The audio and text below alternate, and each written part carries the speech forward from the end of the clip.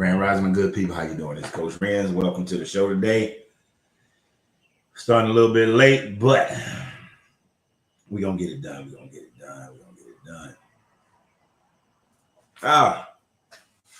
Kind of a Q&A day today.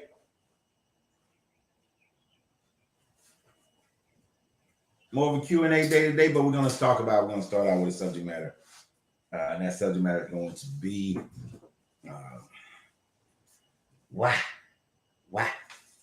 are Christians supportive of Israel? They shouldn't be. If you think about it, they shouldn't be. And we're going to discuss that. I want to hear y'all opinions, your thoughts on the whole subject matter, the whole kit and caboodle. We want it all. We'll get all the info in today. Got my coffee already.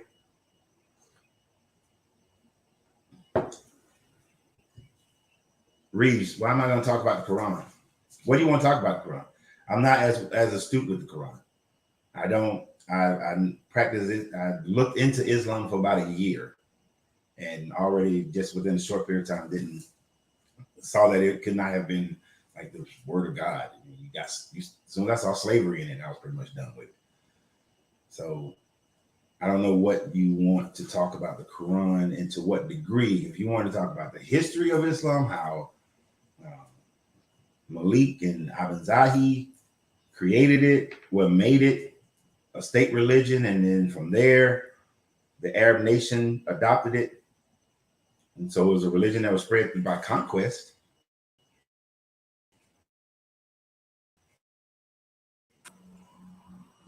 I can't go into deep surah, this says that, and so on and so forth. So I kind of leave it alone for the most part.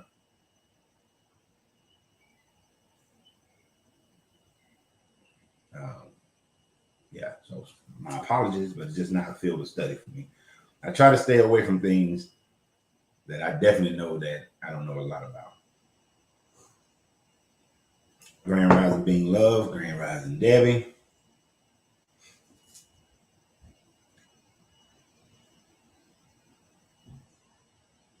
Giving about, when we hit that 5-minute mark, we get started. I know I started real late today. I'm just going to say I started late. Yeah. You know what?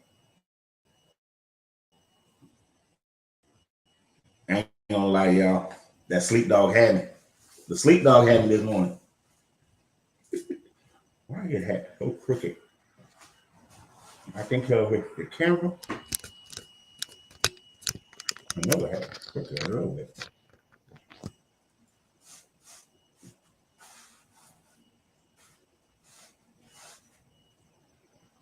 Okay, I'm not working on that. What? Debbie, your born day is also on the 15th. All right. What year? I'm asking for a friend. Nah. What year? Because why does this feel so crooked on my head? Don't look as crooked. What year, Debbie? The reason why I'm asking. Oh, 1959? Okay. There's a girl I grew up with. We were born 8 minutes apart. I was just checking to see if we was in the same year as well. 8 minutes apart in the same hospital. But you still a birthday twin.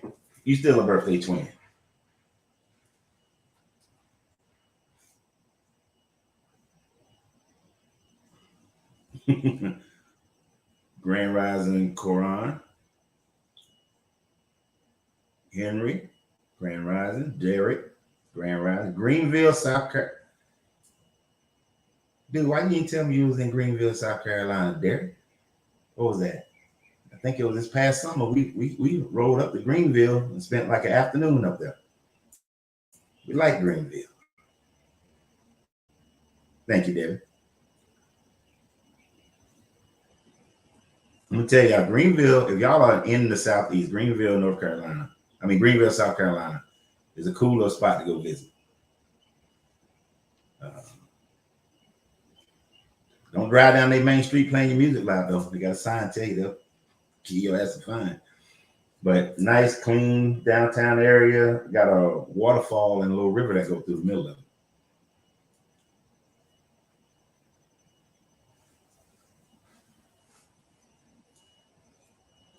We are celebrating my birthday this weekend. We're gonna have something at the house on Sunday.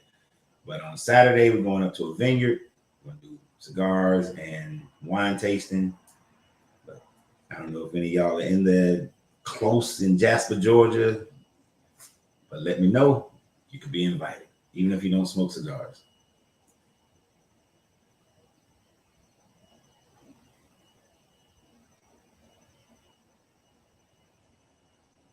Come your newest Grand Rising Judah.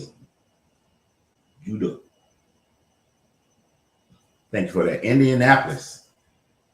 My brother goes up that way a lot. Up there at Gary, Indiana. I might go with this next summer. Grand Rising Donald.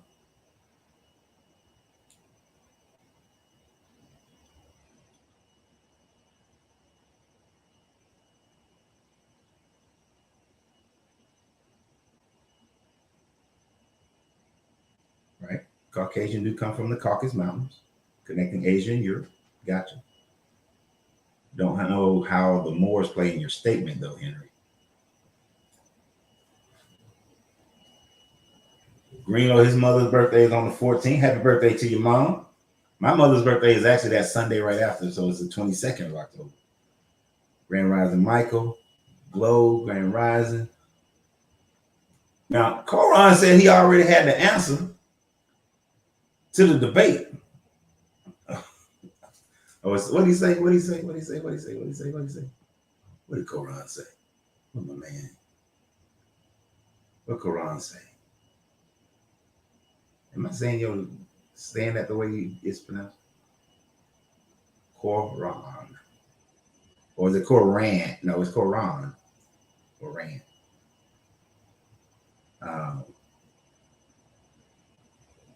What did I pass it? I know he said something. He already had the answer to the debate. I want to know what the answer is. Debate's over. That goddamn Brett. Grand Rising Dwayne. That damn Brett. Grand Rising Brett. I'm pretty sure your rising was with like 80, 90 degree cool breeze coming off the Southern Caribbean and all that bullshit. But Grand Rising Brett. It's a debate topic today. I wants to know, and if somebody want to come on, let me know. But I wants to know, why do Christians support Israel? I want to. So here's my thought. Let me get y'all started. I ain't gonna get y'all my thoughts. Let me get you started. I understand Christians believe in Jesus. Jesus was persecuted by both the Romans and the Jews. Jesus talked against the Jewish people, told them that they are worshiping the devil. You know, they're worshiping a God of lies. Christians, other than them believing that their God is the same God, but then there's Jesus, the Trinity, so their God is not the same God as the Jewish people. Why do the Christians support the Jews? Why? Should they not? Because should not the state of Israel, a Jewish state, be just as much an enemy as the Islamic states? They don't worship the same God. Now, there is a common thread, but I don't want to pull that common thread yet. I'll let them see if somebody else pulls that common thread. But I want to hear what y'all got to say. Why do Christians, especially those in America, like the American ones are the most that I really can't understand. Grand Rising. In the ancient world, the color of skin was not a thing. Race, as we know them today, are an invention of European colonization, justifying atrocities by offering opposition by other opposition to groups. I think why I keep covering that up. For conquest and establishment. You are absolutely correct, Mary. In the ancient world, for the most part, skin color didn't matter as far as race. Skin color didn't matter as far as workmanship and like if you were a person who worked outside all the time, then you was usually darker. They considered you to be a lower caste because that means you had a lower caste type job than somebody who was wealthy and they got to stay inside for the majority of the day. But that was within their own group as far as the light and darkness of the skin tone, but it was more about work. It wasn't about light is better. It just meant that you had more money and should be socially higher up. Beyond that, it was more tribal kind of environment. And more about just your tribe, what tribe you vibe with. So you're right about that part. Mm-hmm. But we know that we live in a world today that is hell bent on race.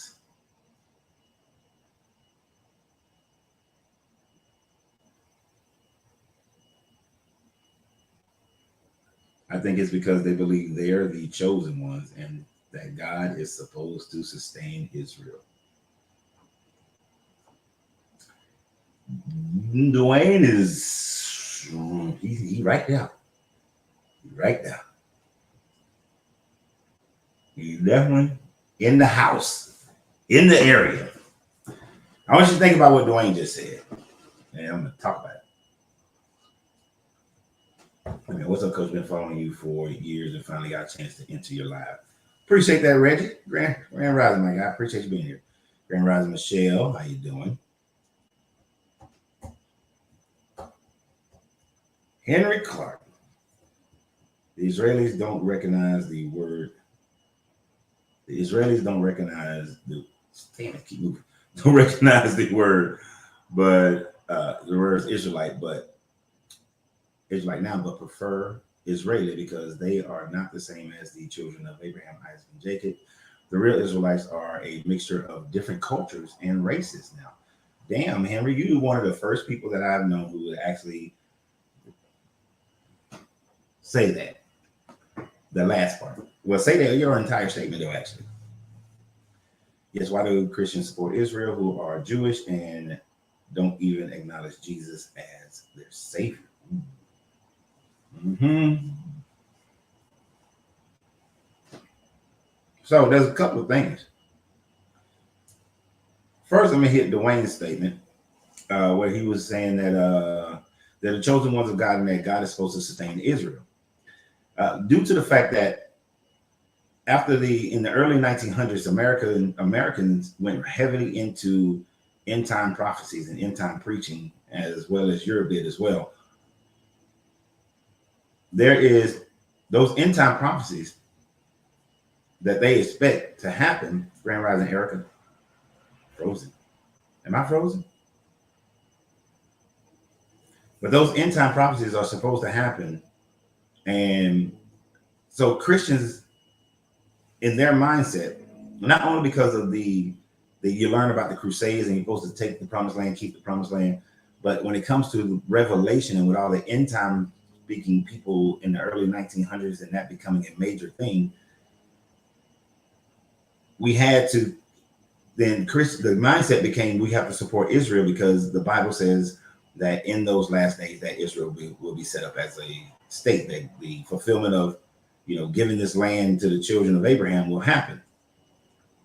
Right? I understand. We're going to get to Henry's statement too. So the end time teachings is one of the reasons why Christians started supporting it, because Israel is supposed to be a state from the children of Abraham. And God's supposed to sustain that, and that's supposed to be one of the signs. So definitely in 1948, when that land was given to them, it became, it's a sign. We're fulfilling God's promise. And even though it's end time prophecies, it makes Christians feel like they're fulfilling their God's prophecies, that they're closer to their God, all this sort of thing.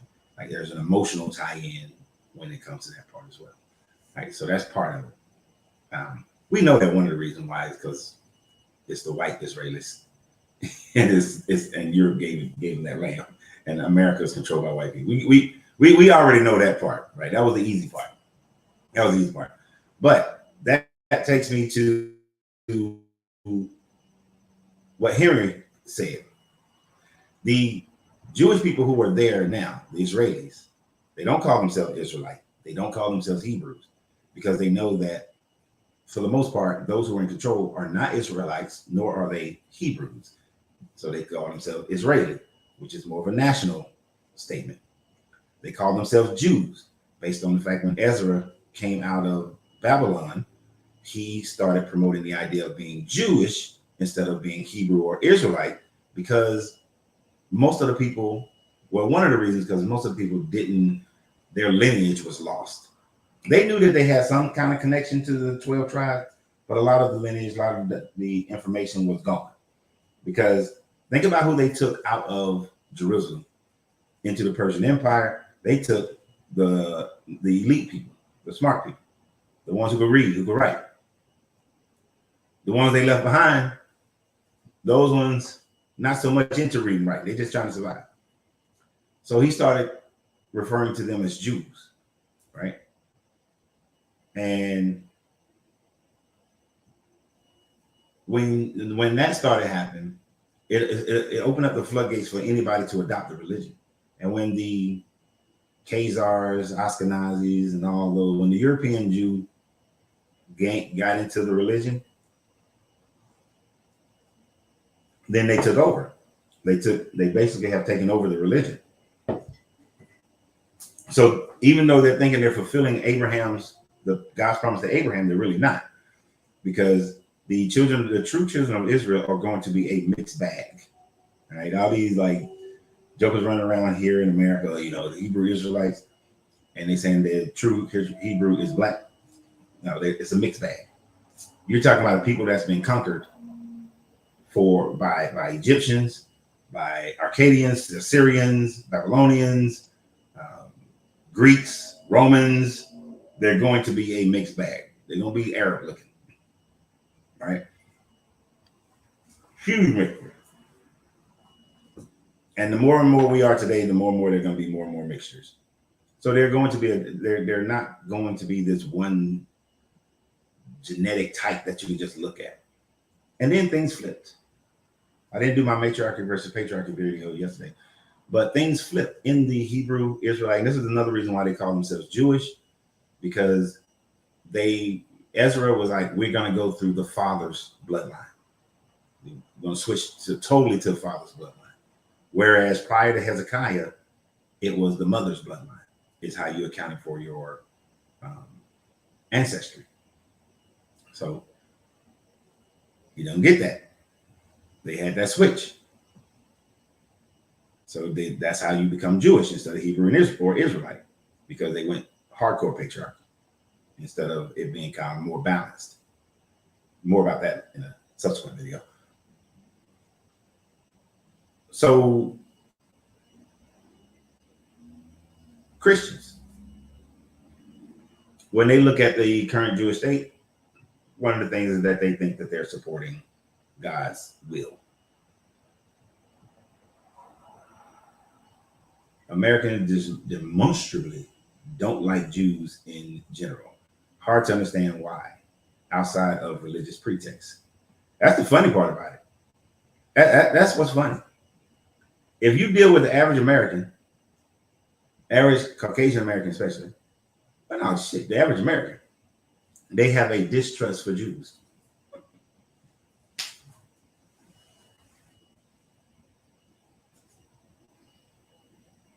Why?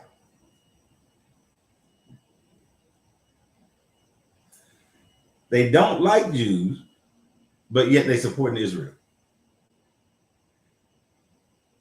Got racist statements that they make towards them. Talk about them running business and enterprises and all that, but don't like them. It's like the only reason why they freed them from the concentration camps is because they hated the Germans more than the Jews.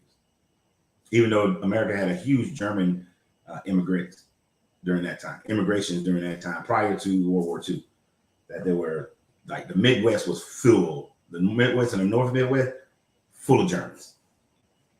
And I'm talking about brand new Germans, first, generation, but still German. You go up in that area back then, it was a lot of German influence. There's still a lot of German influence in the Midwest and North Midwest. But they hated the Germans more during that time frame, to a certain degree, because they were fighting the war against them. But they still support them. If it wasn't for the Book of Revelations, I don't think that they would support him at all. With all this conflict, Israelite, Jewish, chosen people, and all that, we Africans are the salt of the earth. We're 99 ether beings. We're cosmologically and ecologically Fahrenheit. We're nature.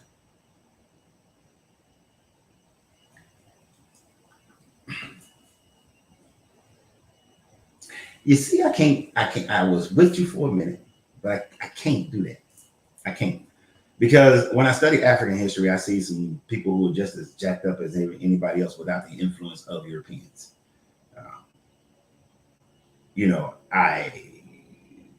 Shaka Zulu.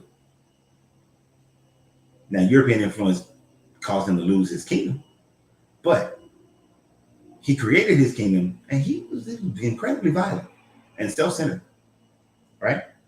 Not a good dude, technically. So this idea that Black people just are, closer to deity, no, I don't think soul or car, spirit doesn't have a color. This is poverty. Man, this is a poverty meat suit.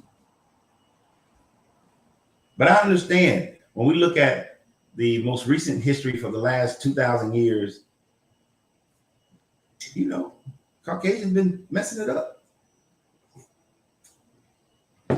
But when it comes to the fullness of the esoteric thought, connection to nature, I think anybody can connect to nature. It's all about you, your inside self. I know that's not the most popular thing to say around Black people, but they'll be all right.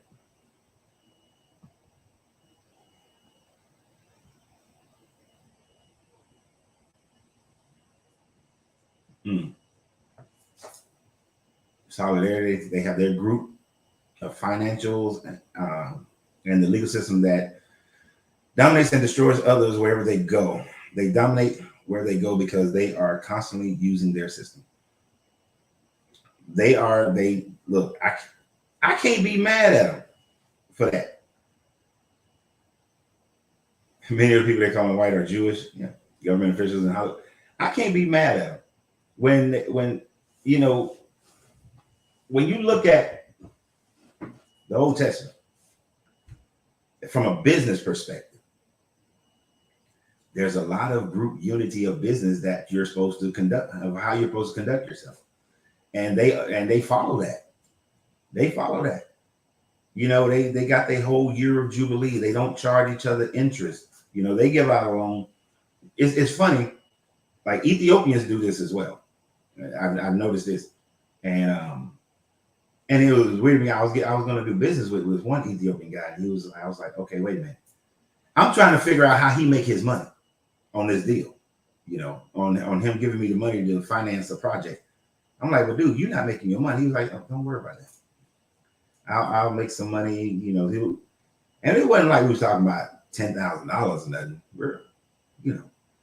We're talking about like $50,000-$60,000. No, it was more than that. It was like $90,000. And I was like, dude, you got to make some interest off this, but they don't. People within their own group, they loan money to them. They don't charge interest on it. They make money off each other in different ways. It's only in certain situations where there's an interest that's charged, but for the most part, it's not. They buy and sell and trade amongst themselves multiple times. If any culture, if the Black culture adopted this, and these are the very few things that the Bible has that's kind of right.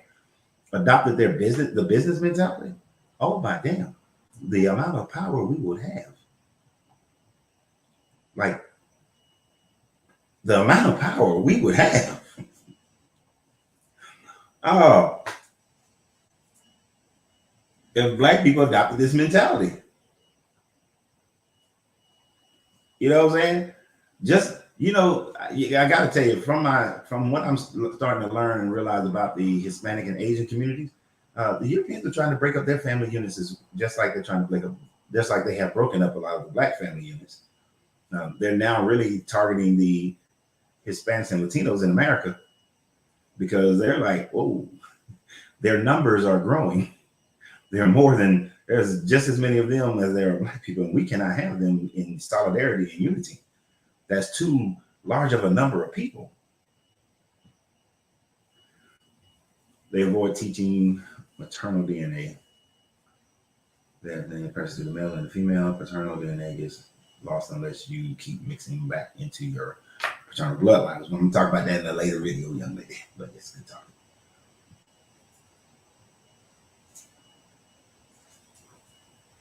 Probably because they finance slave boats and by remote control have hands in wars. They didn't finance all the slave boats. You don't throw it all in one lump sum, Kevin. Grand Rising, by the way, Kevin. Don't throw it all in one lump sum. Were there some Jews? Sure. But let's just look at some of the first boats, Ferdinand and Isabella. They weren't Jews, but they financed a lot of voyages and then financed a lot of slaves. They were financing slave voyages before they financed Columbus to go over here to the Caribbean. So you had many, many different groups of people who were financing slave voyages. Yes, the ninth, not all blacks. As a white man, I never understood racism until I moved to Canada from Scandinavia, Denmark, and Norway at age 15.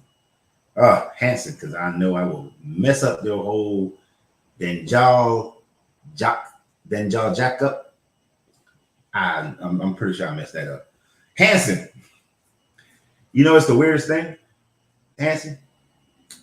I lived in Germany for 3.5 years, and I forgot what it was like to experience racism until I came back to America.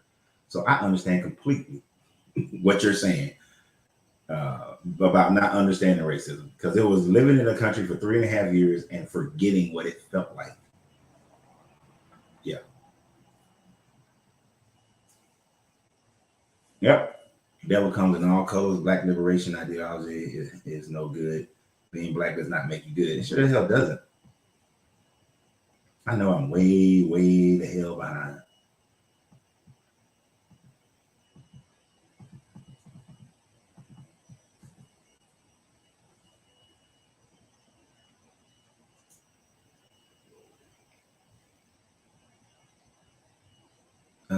What are you talking about? It's a bunch of word salad. I don't know where that comment would fit in.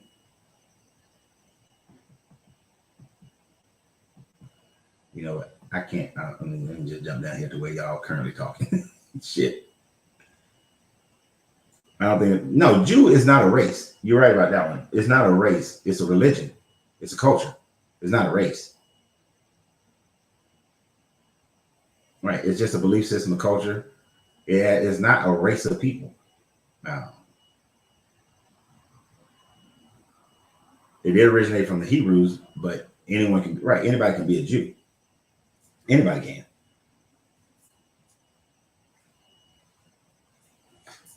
But isn't it interesting?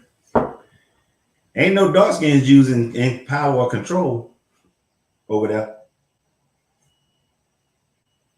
And yeah, every group has done atrocities, so I'm gonna go for that. Oh, black people just pure salt of the earth.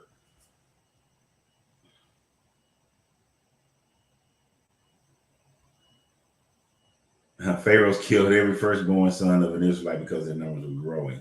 Same thing is happening to a degree nowadays.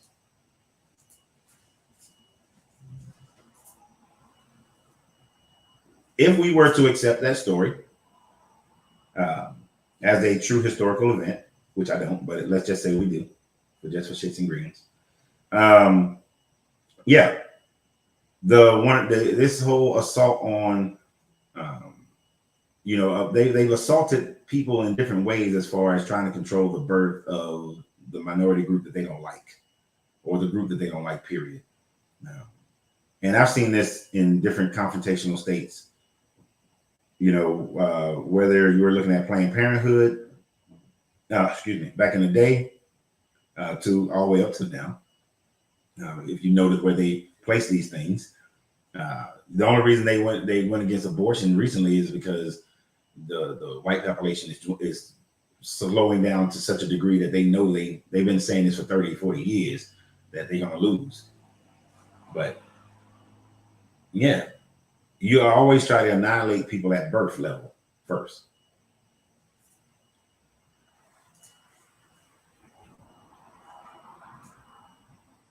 Yep, Grand Rising Valentino, great to see you. There is only one race, that's the human race. Nothing compared to chattel slavery. No, the transatlantic chattel slavery, nothing compares to that. Because you can't even compare the trans-Sahara slavery to the transatlantic slavery. I mean, at least in Islam, there's an alternate history. It's called Alternate History Hub, and another alternate history site. I keep sending them messages. Please do one if the transatlantic slave trade was done by Muslims instead of Christians. Because in Islam, even though they tell you that you shouldn't have a slave, if it's okay for you to have a slave, but you're supposed to make a way for that slave to gain their freedom. Because when you come to judgment and you haven't made a way for your slave to get that freedom, then you would be judged harshly. So the trans-Sahara slave trade, we would have been better off with that one than the transatlantic. And if you think about it, in the trans-Sahara slave trade, a lot of them still know their family. They didn't strip you of your family and of your name.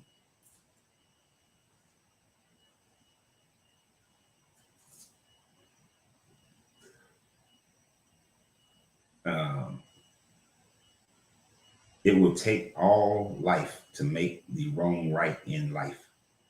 Not exactly what you mean by that. As we're never that horrible to each other, I don't give a damn what bold claims you're making. Sounds like you're trying to make excuses for the abuse of child slavery, trying to compare. Oh, I don't know what he said earlier.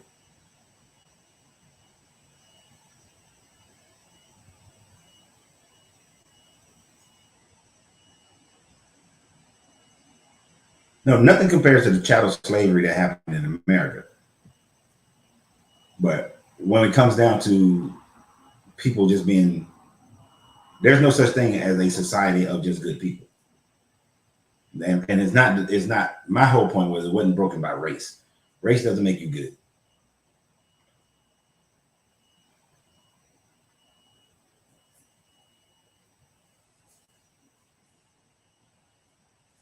Hanson, you are right. We are schooled incorrectly. We have to seek the truth outside of school. Then you understand we're all slaves, and most still are. Yeah, we were all, every culture has been a slave at some point in history, but there is a big distinct difference between the chattel slavery of the transatlantic slave trade and what was happening. And let me even be more specific. There's a big ass difference between the transatlantic Caribbean and North American slave trade than the South American slave trade. Like, give you one example. If you were a slave in Brazil, right, you still got to keep your African heritage. You didn't get stripped of your African heritage as much. Some to a certain degree, yes, but not as much. Then, if the Brazilian man went in and had sex with a woman, and that child was born with a slave, that child, he could choose whether or not that child would be a part of the inheritance or not. But most of the time, the law said the child had to be a part of the inheritance. But he can choose whether he's going to be a slave or not. If it was a Brazilian, a Portuguese woman, a white woman, Caucasian woman who had sex with a black man, slave, that baby is automatically a slave. We know it in America, but in Caribbean, North America, It was that motherfucker slave. Period. No inheritance. Strip them of their name. So there's even a difference between what was going on in the Caribbean and in the colonies than what was happening in South America.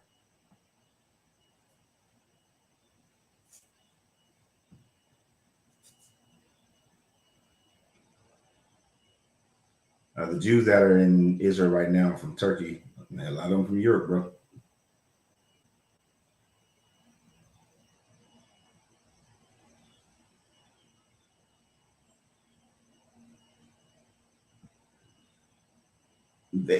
I'll give you a little credit on that one, Christian. There are a lot of Jewish and people there who do think of being Jewish as a race.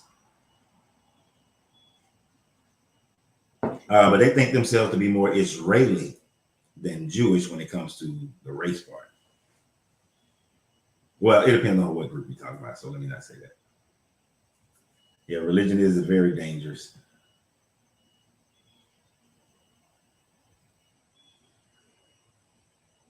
Yeah, if you denounce them as a race, they will call you anti-Semitic. I'm surprised, if this podcast was on TikTok, it already been banned. They'd have banned this shit already.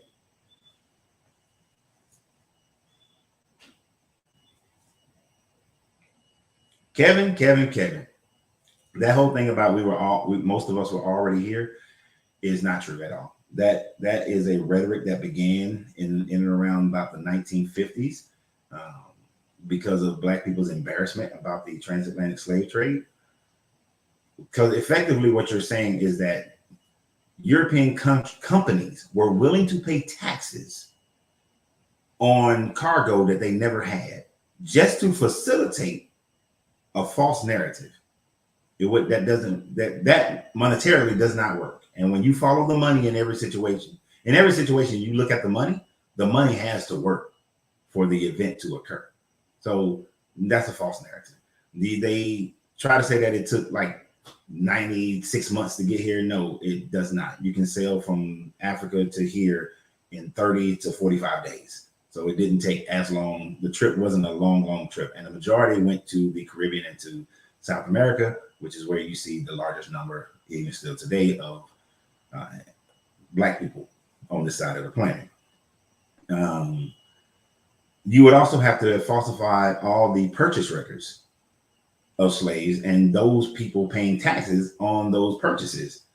And you ain't gonna falsify that documentation either, because all that money would have, especially in the beginning, is going to the King of England and then going to what becomes the federal government.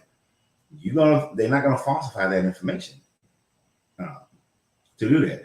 And then genetically, the native people here had not had inoculations or adaptation to the diseases that came, and they just weren't surviving. And then when you go and look at the different Native American groups, especially study the so-called 5 civilized tribes, these motherfuckers bought slaves just the same way. And they were buying African slaves, and they separated them as African slaves, especially some of the tribes that were decimated to the point where the women were buying African slaves as husbands. And they have their records showing that they were buying huge numbers of African slaves. And then you have, when I lived in Florida and I studied about the Seminole Indians, about how the Seminoles were taking in tons of African slaves and had a separate name, separate identity for them, and in them helping them fight the Spanish and the Seminole Indian Wars, and then fighting America in the Seminole War as well. So, bro, there's no embarrassment that's the part. I'm not embarrassed that my ancestry came out of slavery, came from Africa. And I personally, to me, is like that mentality is because people are embarrassed.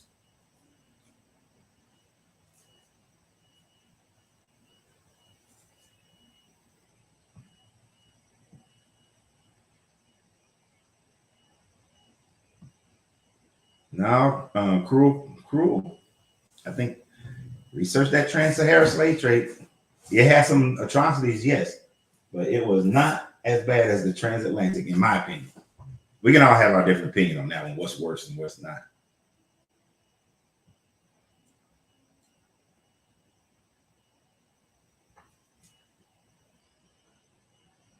Every person who gains a wage is a slave.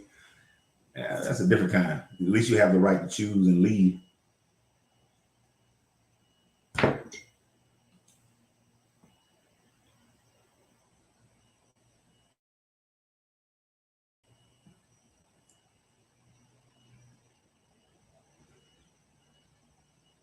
No, I'm not okay. So when I spent time in North Africa, all across North Africa, and I talked to those descendants of the trans-Sahara slave trade, they know where their families come from. All right, that's what I mean by they get the tip of their African heritage. Did they change their name? Did some of them change their names to the Muhammad's and all that? Yes, but they got to know. They know where their families come from. They know what village, what tribe that their ancestry comes from. A lot of them. More, it's easier for them to find out, and most of them know it. The ones that I encountered, which was wholly different here in America. So that's what I mean by that.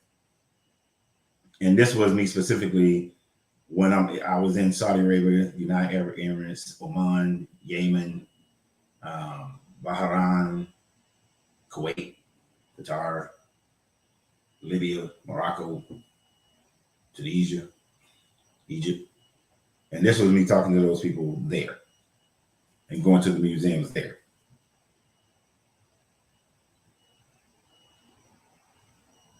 So you got data to support that, to support which argument. Probably not what I just said, probably the whole slave trade thing, other than we just being here. Because the other part of that argument of the people saying that most of us was already here is that it's just a statement that they make. I was debating this one guy some years and years and years ago. And I was like, okay, prove that we were here. Well, you talk to your grandmama. You talk to my grandmother. It's not proof. Talk to my grandmother.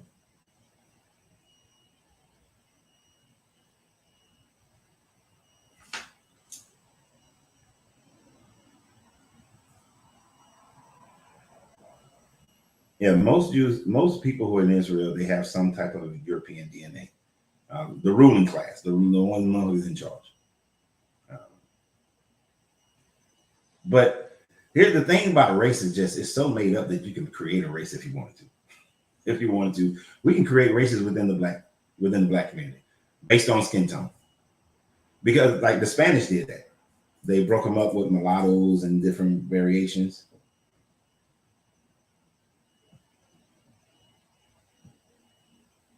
Right. The Africans were immune to European diseases because we already had more contact with them as well. I've never seen anything about the Rothschild owning the deeds to Israel. That would be interesting,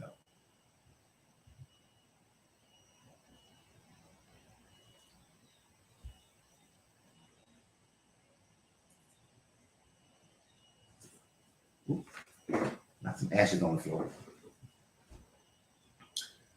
The first stock that was sold in America was the British Royal Shipping Industry. That company shipped slaves from Africa. Read the Counter Revolution of 1776, Gerald Home. Ricky Boatwright and drop some information for us to research.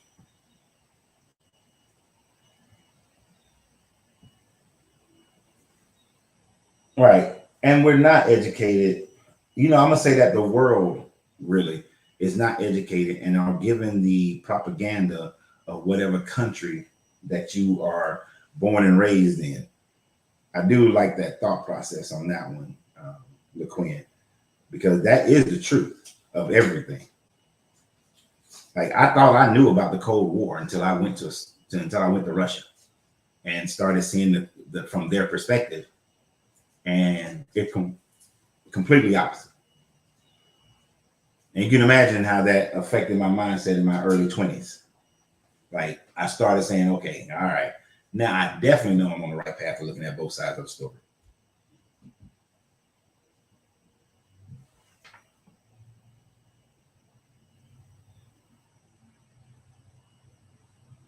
Yeah, I've had the fortunate ability to be able to get around a lot. I was in the Marine Corps, so that helped out tremendously. Selling on was selling on Navy ships for a year. That helped out tremendously. Um, in every locality that I got to, I was given the opportunity. I didn't have to work for the most part. Like maybe we there for 2 weeks. I just got to work for like 2-3 days, and then I got a lot of time to go do shit.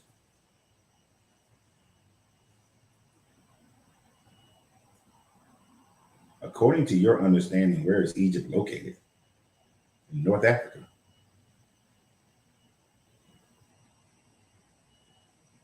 The purpose of being a purpose behind the Mexican-American War was to fight against slavery. Us Mexicans didn't even have a race anymore. I thought the Mexican-American War was because fighting over Texas. I don't know. I could be wrong. The good ship Jesus. The term white is a European construct justify racism and colonialism after true that. That's why I call them Caucasians. I'm teaching myself to call them Caucasians because white, with this understanding of purity and all that bullshit, nobody's pure.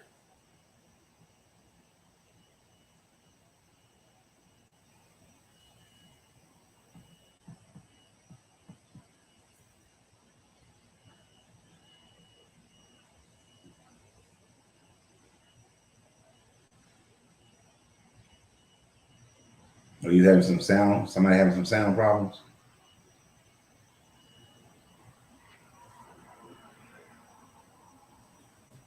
The Revolutionary War was fought to keep slavery. I think part of the reason why it was fought was for that. I do think that it was fought because you got some rich dudes was like, we can take this shit and keep it for ourselves. I think the main reason it was fought was for power and control and not being under the monarchy so that they can establish their own monarchy because they tried to make George Washington into the king of America.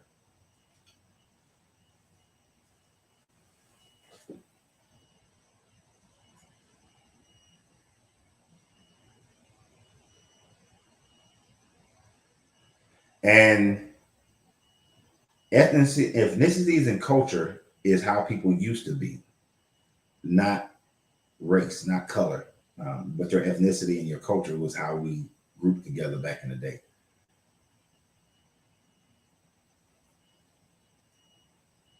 Okay, I didn't know that about Mexico fighting. I knew they won't, but I didn't know they had already abolished slavery and fought for Texas to be free. I did know that they had abolished slavery. I did know that, but I didn't know that that was what they were fighting for Texas.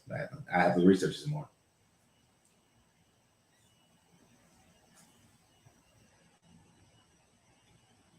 I wouldn't say there's 50 races under Caucasian. There are different ethnicities under Caucasian.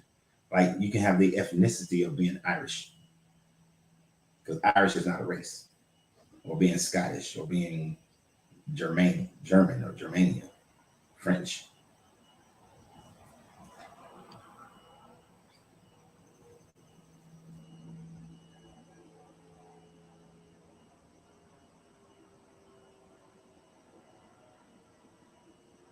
Does every religion has sacrificial rituals for their gods?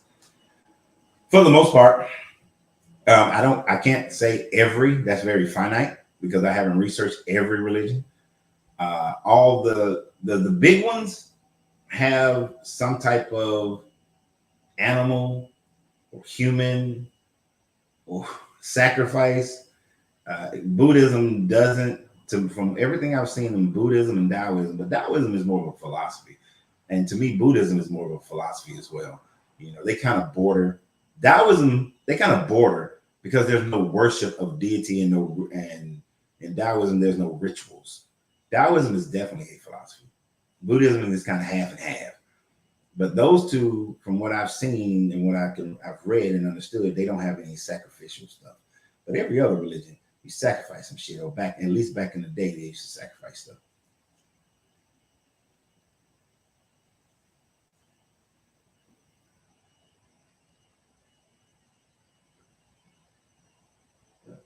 Man, we're going through through it, just like the Palestinians and Christians want to invade my people's land now because of what's going on at the border.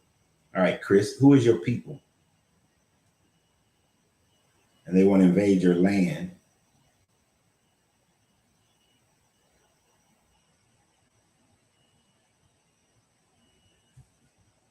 Oh, that's a good question, Brian. What is the most common element in any religion? Fear of some deity's punishment will be the first thing that comes to mind. The fear of some deity's punishment. And then thinking that by making sacrifices or feeding or paying homage to the deity, you get the deity's favor. You know, I didn't get a chance to look into Yuri Bezmov yesterday. Yeah, I was running around all day yesterday. It took me, I didn't even get my trunk fixed until 10 o'clock last night.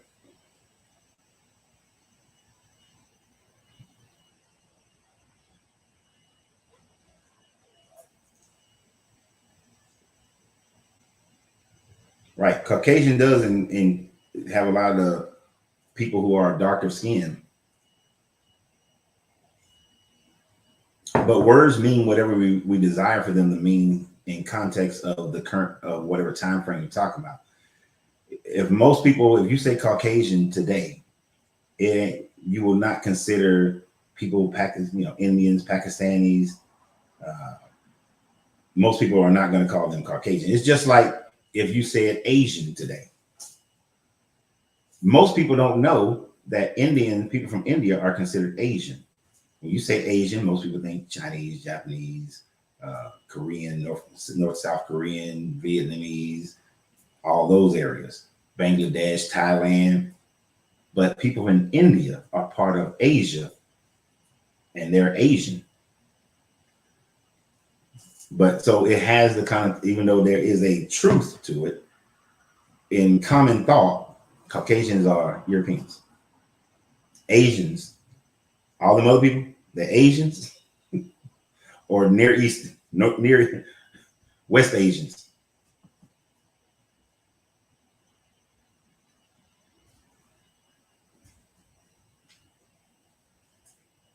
Yeah, they got cocky. Yeah, most Americans didn't. Most of the colonies didn't even want to separate from England. It was just the rich people.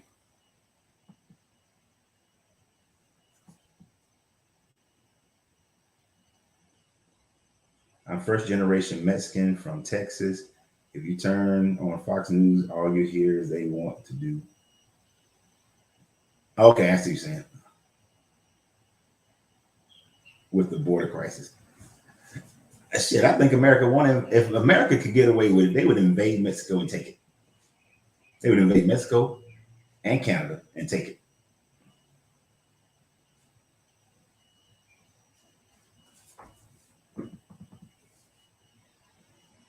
Begging and giving a gift to the deity gets you what is common in religion. Yeah. Kamala is Caucasian. Technically, she could claim that because her dad's from India, right? No, her mom's from India, so she can claim Caucasian, but she claims Asian, just straight Asian. She won't claim Caucasian.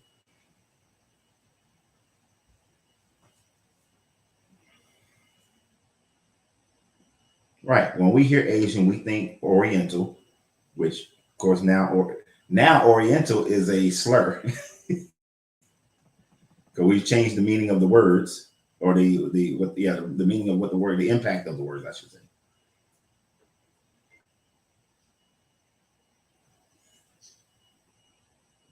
I did a deep dive on usury, and I understand why we have never had a place to call home. Oh yeah. Enlighten us, Christian.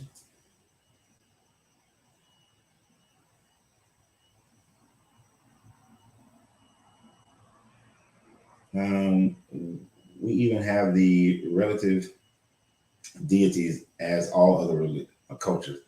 The battle of Tezcatl, yeah, that, and Quetzalcoatl, because I've said it a bunch of times, is the same as Enki and Enlil, Yahweh Yes. The two brothers or the two main deities fighting, always a common thing.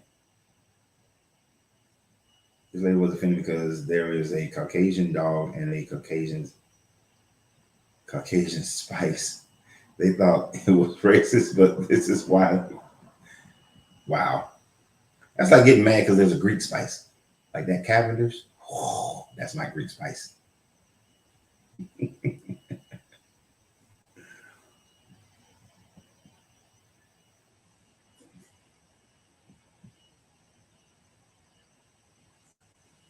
Oh no, I don't.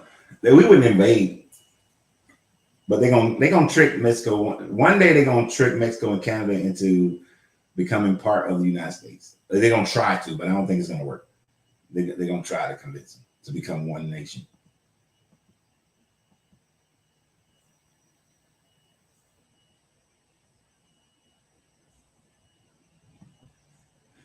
Ooh, Ricky, another thing about white Americans, Caucasians. The wealthy in the 1600s put the color of European skin together to accurately control them in America. The Europeans felt like they didn't have any more rights than slaves, so they called them Caucasians to allow them to buy land and give them a little more freedom. Yeah, that was the whole deal. Once they started it is more than just the slave trade. Once them Europeans really started looking at the world and like, goddamn, they got some copper colored people over there in the Americas, North and South.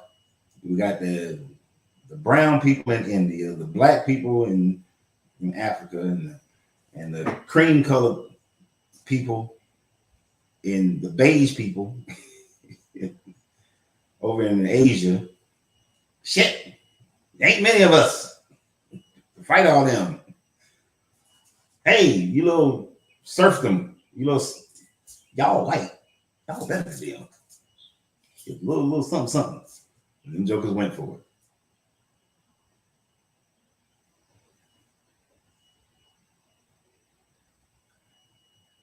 Yeah, you can still see Oriental can be related to objects. That's not racist. If I said that this cup is Oriental, that's fine. Objects, uh, techniques in art, those sorts of things, sure. But when you refer to people, they consider it racist.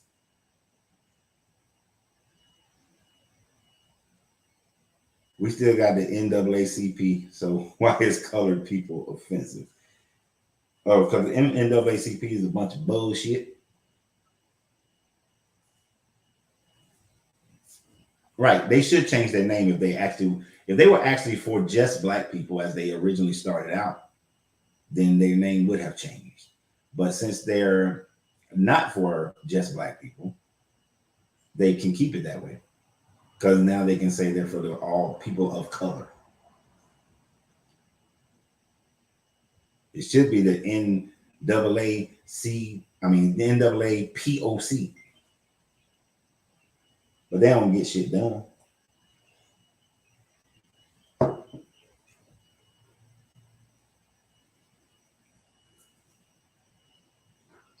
But let me tell you what they recognize, NAACP. They can get more money from other minority groups than they can get from black people. So business wise, they ain't gonna change it. And if I was part of it, I would tell them, don't change that shit. They get more money from other groups than they get from black people.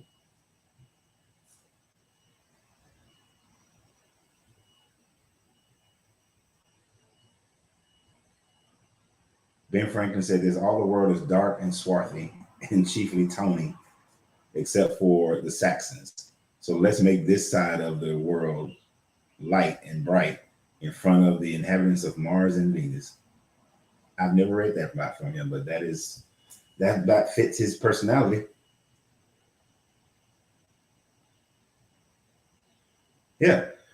If you look at a lot of these people throughout history, they thought see, this is why people are just people. People just be people, and all the time, people are always people. different people, different groups they've thought that other European groups were like horrible. The Julius Caesar said that the Britons were only good for slavery and for putting their ass in the Colosseum. That's it. Slavery and death. That's the only thing that he said that they were good for. You know. So depending upon what time frame, they don't, people will find a reason not to like each other, right? Relative to who they know. People be peopling all the time, man. That's why I don't like these humans. I'm waiting for the ship to come get me. Come on, where is the mothership? Because I don't belong in this planet.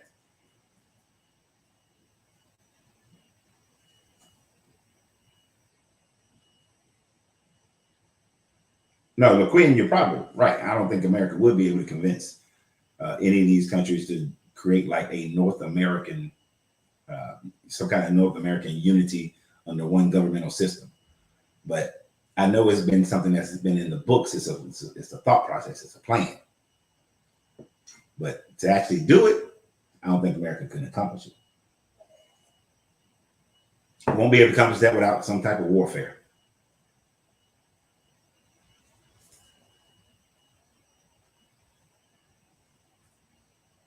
Mm-hmm. got you straight real quick, singing Queen. That rugs are Oriental and people are Asian. Uh-huh. And that's a true statement. Objects Oriental, not the people.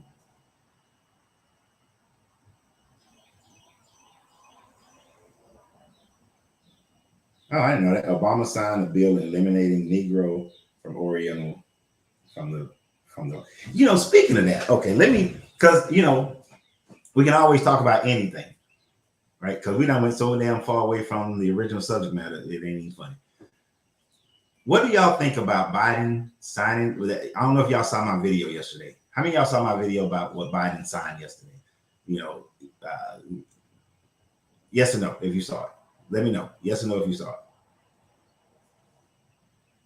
If you didn't see it, what the hell wrong with you? Nah, just wait. Yeah, let me know if you saw my video yesterday about what Biden signed as far as transgender and the military.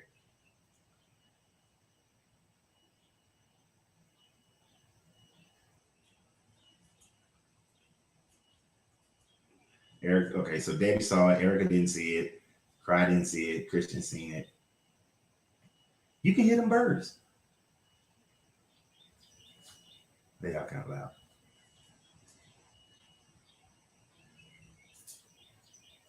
All right, Michelle saw it. As a Marine, that was bothering me. That was all over me. I was just like, I was so pissed about that. But there should be so many groups that are against that. Women should be pissed about that. Just women in general. So, how do y'all feel about it? Do you think it's right? Or do you think it's wrong?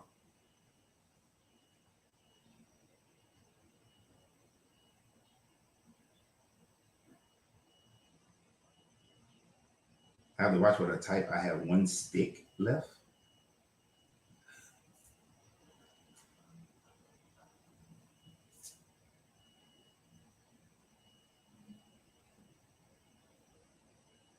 You reposted it, Brian. I appreciate it.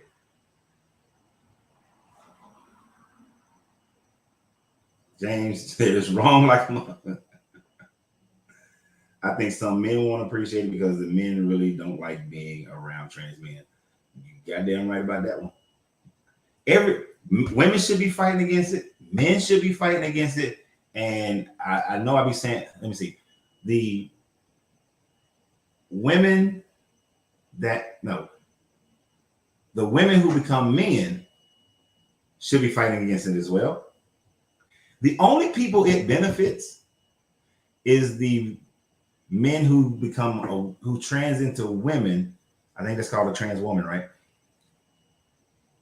And because it benefits the hell out of them to a certain degree if they have a choice of going to the military, if they want to go to the military. So let me be clear. Those trans Those men who become women who desire to go to the military are the only ones that benefit.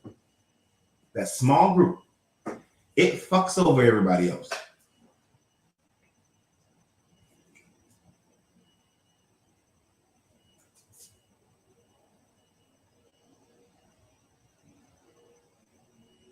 You got one strike left because you told someone to smile like a donut.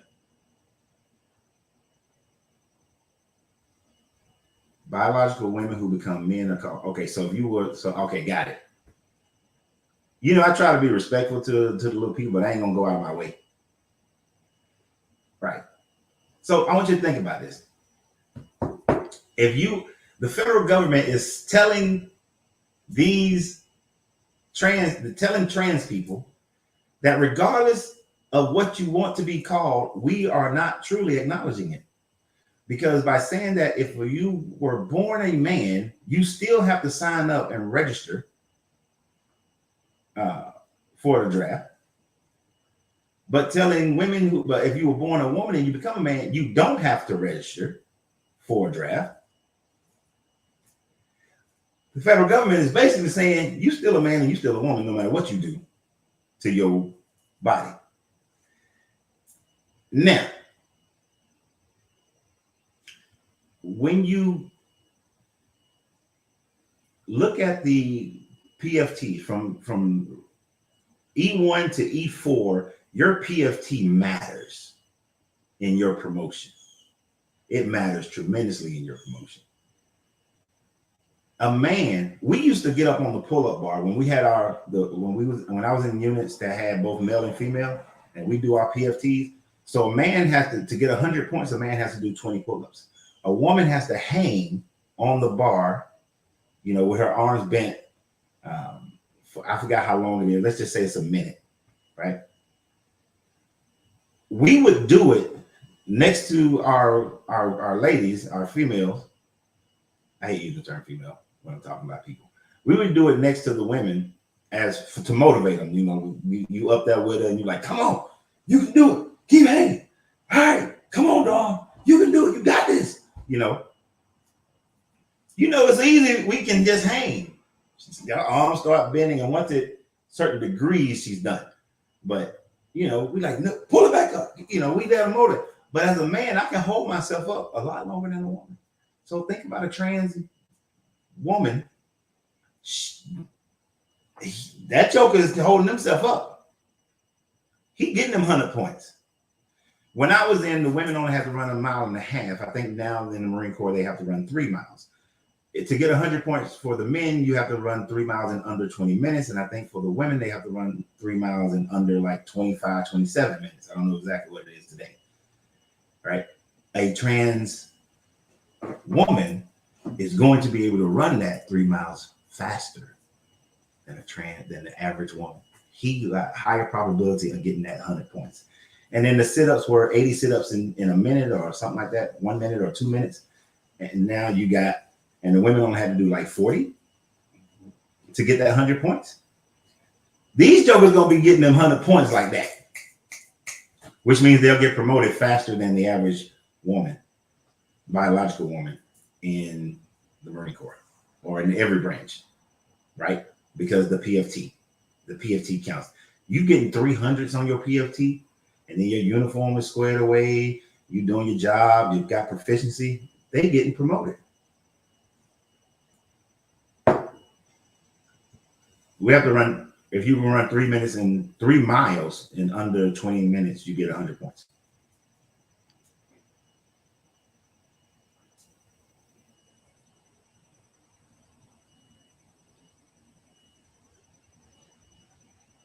You have a homosexual in the group that supports transgender despite your feelings or point of view on it. I don't know if there's somebody in here who does that, unless you're saying you, the queen. But it's about fairness. It's about fairness to me. And that's my thing. It's about fairness. If you convert from a man to a woman, if the government respected that, you wouldn't be eligible for the draft. If you converted from a woman to a man, your ass should have to register for the draft. If you want equality, If you want equality, then be equal. Take on the same shit that we got to take on. Don't look for special shit, is my point. And then, but the physical fitness test is it's flawed when you do that. Because no matter how many things you do, cut off, attach, the musculoskeletal system is still different. The center of gravity is still different. My whole point is, I'm not saying they can't serve, shouldn't serve. Now, I was against women being in combat when I was in, simply because I know if they get caught as a POW, it's going to be worse for them than if I got caught as a POW. That was my big issue. Like, it's one thing to get beat the hell all damn, but they're gonna get violated in a much different way. As that woman did, the woman pilot in Desert Storm, when I went to Desert Storm, she was heavily violated in ways that the government never told people. That was my reason. Can a woman pull a trigger? Sure she can. Can a woman not freak out? Can a woman freak out? Shit, I seen dudes freak out. So that's mentality. But my thing in this situation, if you want it, get all of it. Stop trying to get, I want to be, I want both sides of the fence. I want carrot but no stick.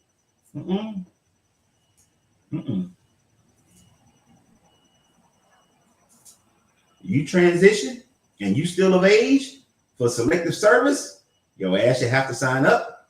And if you transition and you're still of age and you signed up before, but now you transition, you should be able to unsign up. But that damn PFT got to change. Sorry. You goddamn trans women shouldn't be doing the same PFT as a biological woman. That shit's just not fair.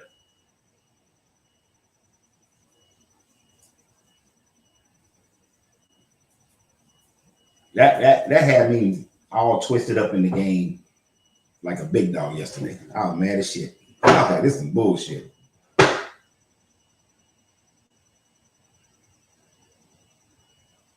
Yeah. So and that's what I'm saying. Everybody should be arguing against this situation, except for, or saying that it needs some tweaking, except for trans women who desire to go to the military. Those are the only ones. And they should still be pissed to a certain degree, because they shouldn't have to sign up they should be able to get out of a draft according to our laws now.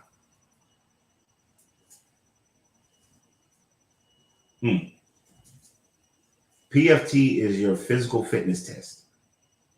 And it's different for men than it is for women, because it's recognized that it wouldn't be fair for women to have to do the same physical fitness test as a man and have the same standards. So it changes. Like, I think in the Army or the Air Force, they do push-ups, but biological women don't have to do the same number of push-ups and stuff like that in one of them services. The other services. This is Marine Corps right here. So that's what PFT means. He signed that shit on slick. Notice he signed that shit while everybody distracted with the whole Israeli war thing.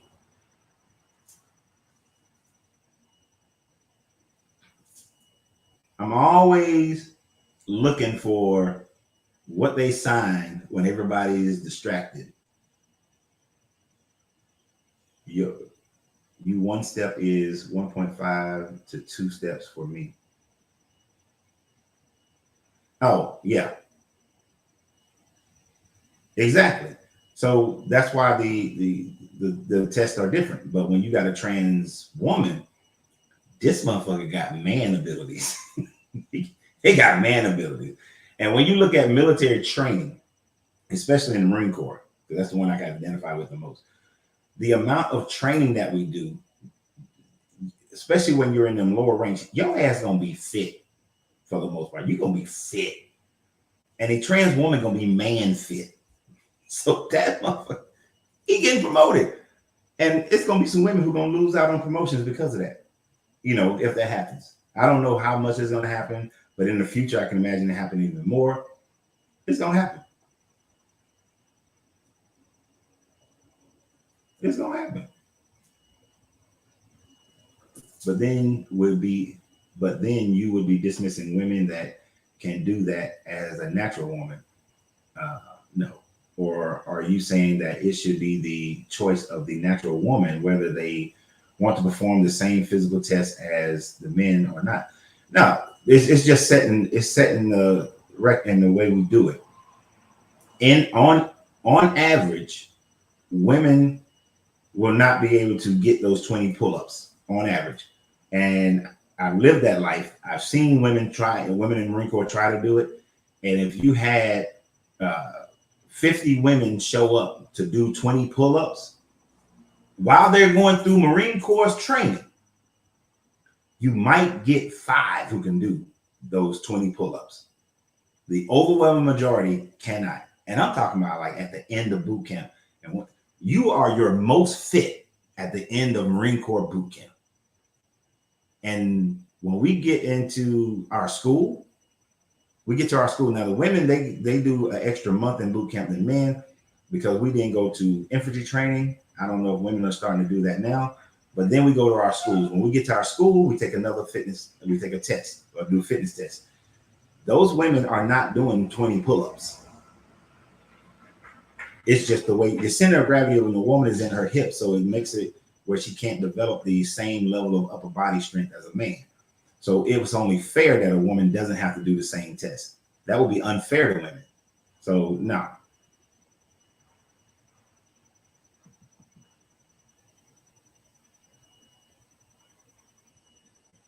And you know, those women the woman who does she get them 100 points. But now you think about a dude and all the training that we go through. This motherfucker's hanging. He hanging up there like this ain't no problem. I say no problem whatsoever. He gonna run that. They gonna run that 3 miles, and they gonna run just as fast as anybody else. Like I've ran my 3 miles, and we had women in the unit, and unless she is a runner, and that's only happened to me one time. Unless she is a runner, I've only had one woman that was like close to being running my time. One.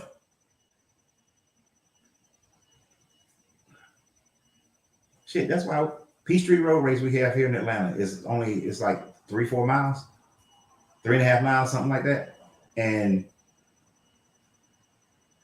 the best woman is nowhere near the best man. She beating the shit out of me.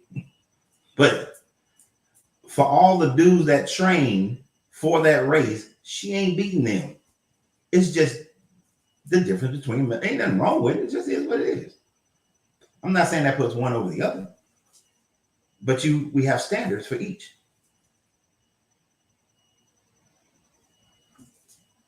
Man fit that cracks you up. It is. It's different between man fit. Because I'm telling y'all, when I came out of boot camp, I was a lean, mean fighting machine. Like, just no body fat. So you think about that trans woman going through that type of training, this motherfucker gonna be fit. She getting all the promotion.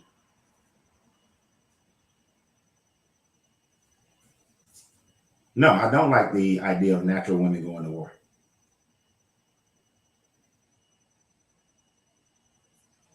So then the trans woman is gonna. They all gonna complain. But the military is saying, but the federal government just said that you still a man, because you still, even though if you transition over to a woman, you still have to sign up for the selective service. So the federal government is still saying that you're a man. So what they complain about? But then they get the benefit of doing the women's physical fitness test.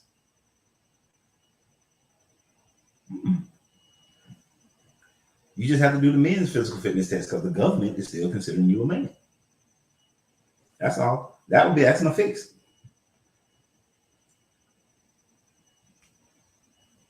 Let's just make them connect waist to the ankles. Come on, they ain't gonna do that.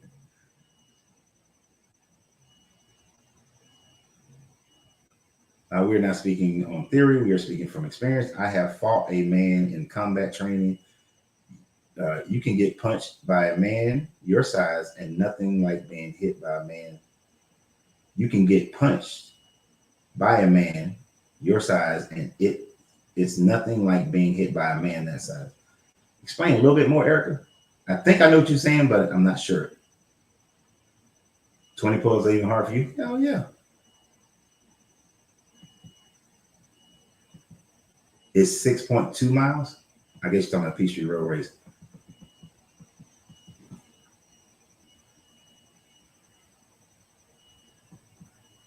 Yeah, I mean, a woman can train for certain things and be right there with the dude, but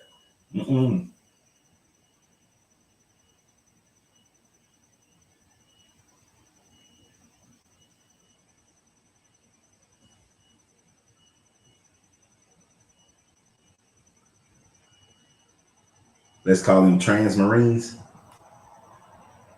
You know what, James? Don't make me come fight you. Don't make me come fight you. Oh, don't make me fight you.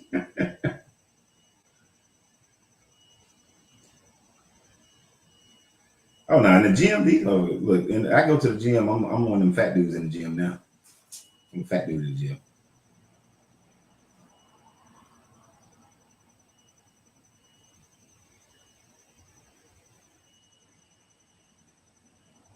Oh, I see you saying you can get hit by a man your size and it's nothing like being hit by a woman your size. Oh, hell no. Hell no. Uh-uh.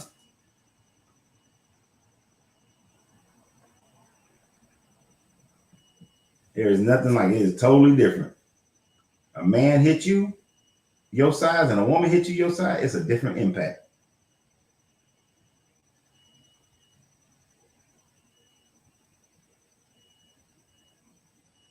Say when women have musculoskeletal issues. Yeah. It's actually easier for a woman who served in the military to get VA benefits than it is for a man because the training hurts their bodies more. Especially if they went through like the Marine Corps or they served on them Navy ships. Watch how much it increases with women who served on board Navy ships. Because me and Angelina, we went and got on the battleship in Wilmington, North Carolina, this past summer.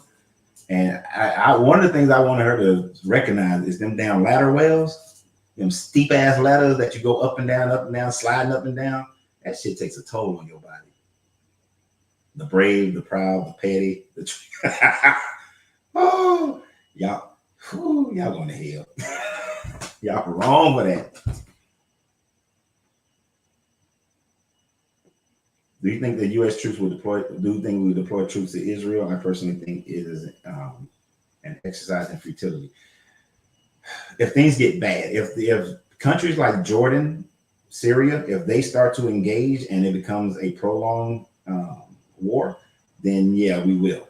I can tell you right now, just because of what I've experienced, we already have some special ops on the ground.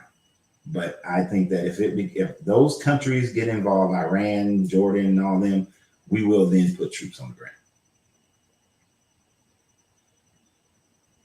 I'm 100% disabled, hip slipping, neck injuries. Let's just say head, shoulders, knees, and toes. I earned that check. You got dang right, Erica.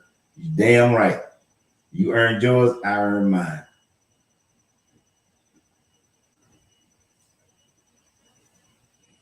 It would be World War III. And when I was in Germany, we ran an op that's kept this very shit that's happening now. We ran an op to prevent this very shit from happening back in the mid-90s. And this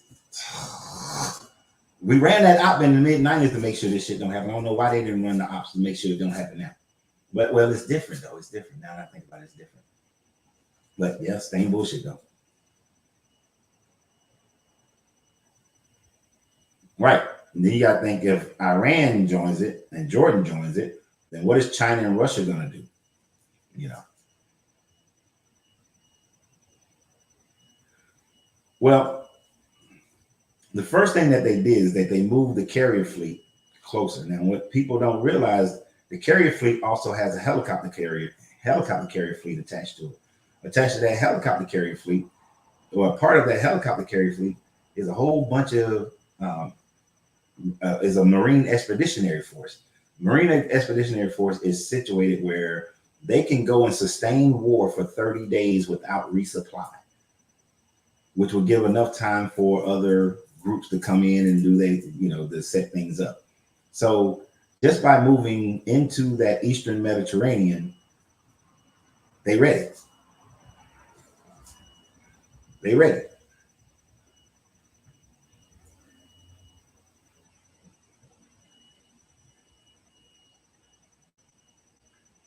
You say you're torn because Palestinian people are literally in the middle. I feel that they are victims to to Bebe. Said his speech would be get rid of all others. I saw videos on the belief they storming. Now, part of this problem, Israel was willing to. Now I'm gonna give Israel a little credit. Israel was willing to say, "Look, if y'all recognize Arab nations recognize us as a Jewish state of Israel, we're gonna the Palestinian. We recognize the Palestinian state in Gaza and the West, in the West, whatever." But the Muslims were like, hell no, you must die. They didn't want to recognize it. That was one of the problems. Egypt finally recognized it once they gave them the Sinai Peninsula. Because people don't realize Israel at one point in the 60s used to control the Sinai Peninsula. So Egypt finally said, okay, but Jordan, Iran, Iraq, Syria, all of them was like, hell no. No Israeli state. So the Palestinians will have their own place. But the problem is Jerusalem. That's the fucking problem. It's Jerusalem. Both Muslims and Jews claim Jerusalem as the place that God wants them to have. This shit all comes down to religion. 2 books. Really 1 book. But it comes down to religion.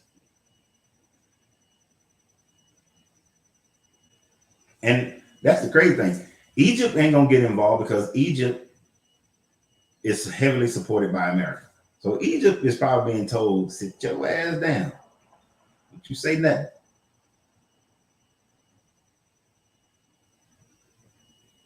But it is the Israelis' belief in Abraham given the promise that was given to Abraham, Isaac, and Jacob. That's why they believe they can have that land. In Islam, is Jerusalem is that land. They're supposed to have that land. And the Dome of the Rock is there. Now, I can tell you, if Israel get all up in their feelings and they bomb the shit out of the Dome of the Rock, when I tell you World War III will happen, World War III will happen.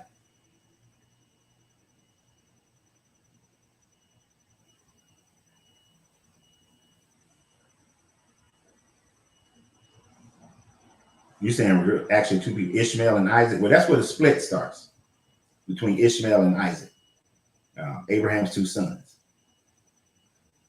Now, according to the Jewish text, Ishmael is not supposed to get any of the inheritance. That's why Sarah wanted Hagar to be kicked to the curb. But when Hagar was kicked to the curb the second time, she went out and Allah came to her and gave her this oasis. And that's how they were able to survive. And they became wealthy. And 12 kings supposedly came out of Ishmael's line. And Jerusalem was their holy city. When I was in Saudi Arabia and I went to an ancient temple, and when I was also in Turkey, and what was the other damn place? It's another place too. can't think of where it was at. There, the temples before Mecca was deemed the place. The temples face Jerusalem. So anciently, Muslims, when they were the Mohammedans, the holy place was Jerusalem. It wasn't Mecca. Mecca came later. So hence, these motherfuckers all want Jerusalem, and that's the problem. That's why the Arabs won't recognize them as a Jewish state. I guarantee if Palestine incorporated, if what Palestinians own incorporated Jerusalem, then you wouldn't have the Muslims would have been like, sure, you can have a Jewish state as long as we got Jerusalem. We don't care.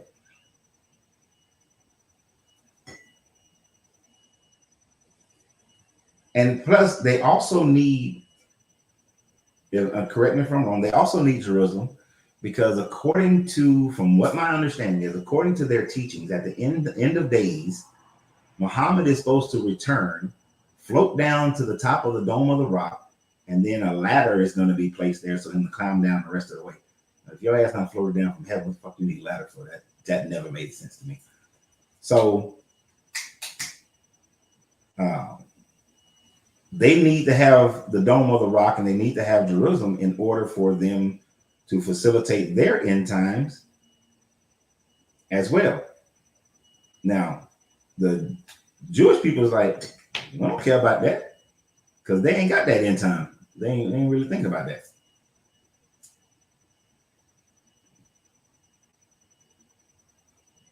Right, that direction, because I think, and you have to look at when the different temples were built at their time frame. That'll tell you where they was pointing.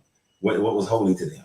Was it Jerusalem? Was it Mecca? Was it Medina? Like those three cities.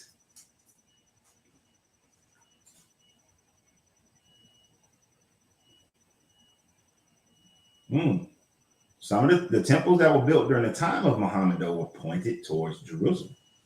Weren't pointed towards Mecca yet. What was the other country I was in when the damn temple was pointed? There was an ancient temple. It was a Saudi Arabia. It was in Saudi Arabia. Oh shit! It was wait a minute. It was Saudi Arabia. It was in Saudi Arabia, Turkey. It might have been Syria. Man, that was long. See what happened when shit happened when you go see something that was 30 years ago.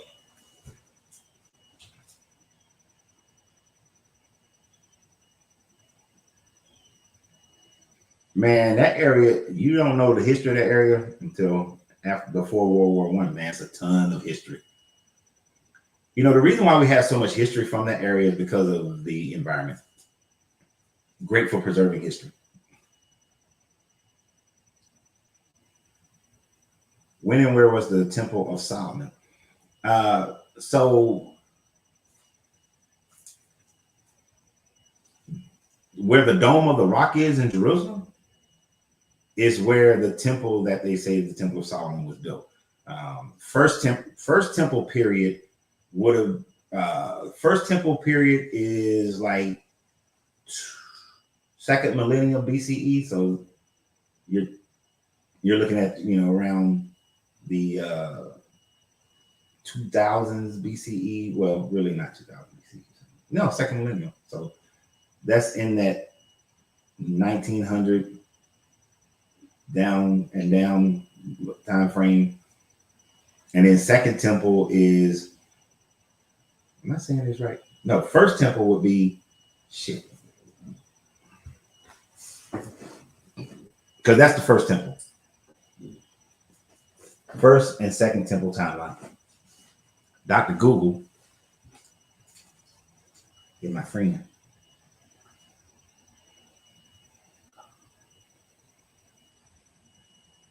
Second temple completed in 517.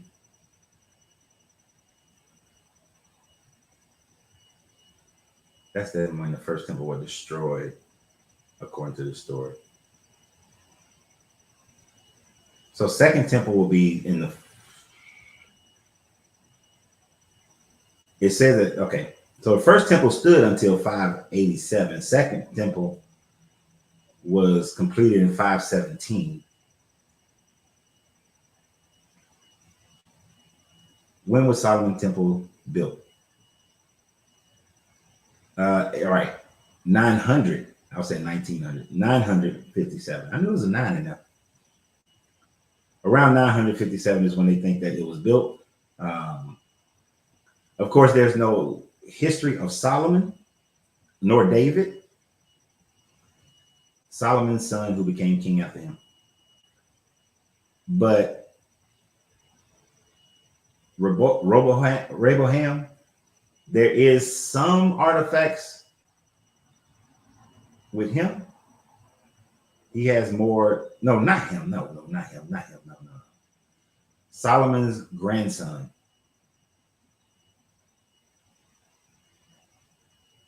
Abijah, that dude.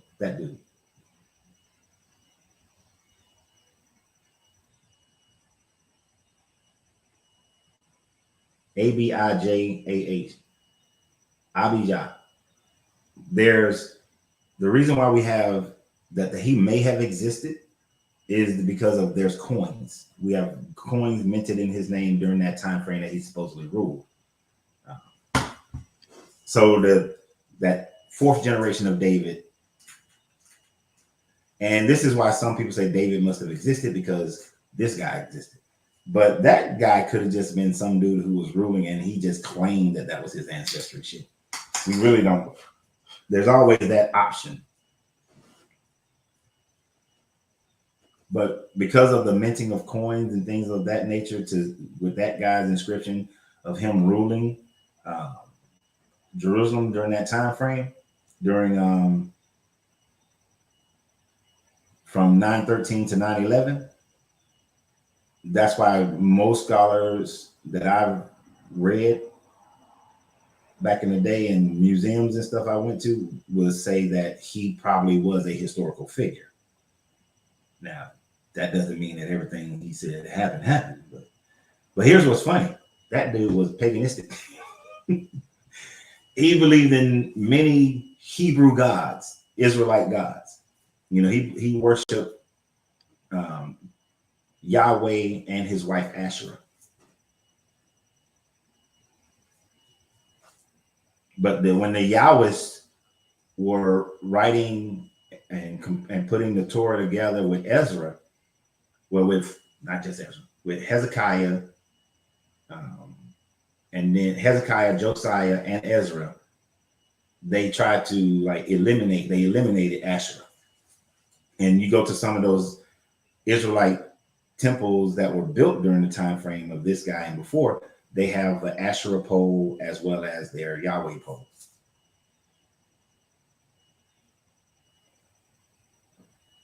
And so that was a good man. He lost the Yom Kippur War in 73 fighting for Egypt, but was still winning to negotiate for peace. Still wanting to negotiate for peace. Yeah, that Sadat, he's the one who negotiated the peace with them in order for them to take over the Sinai Peninsula, I believe. Correct me if I'm wrong.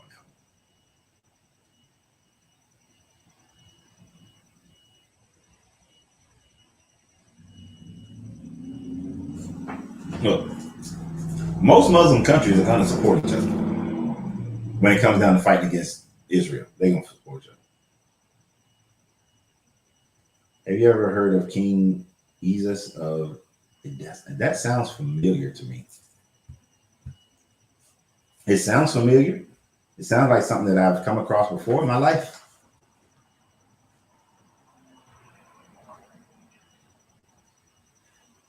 The hardest thing for me is that I refuse to specialize in anything, which means that I go through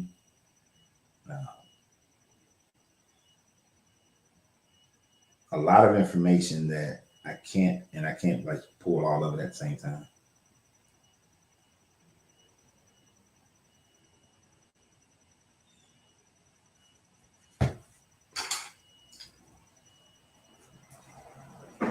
I thought about specializing one day, but I was like, nah, I don't want to be limited.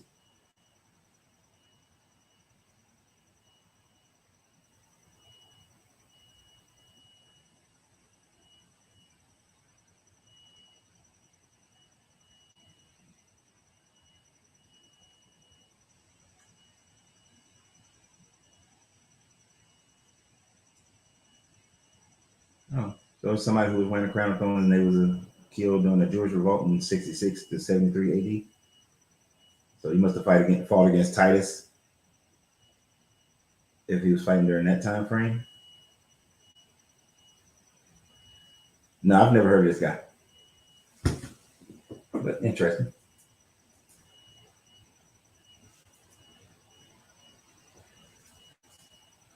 Now you had to spell him right. I think it came up though. Izus. Yeah.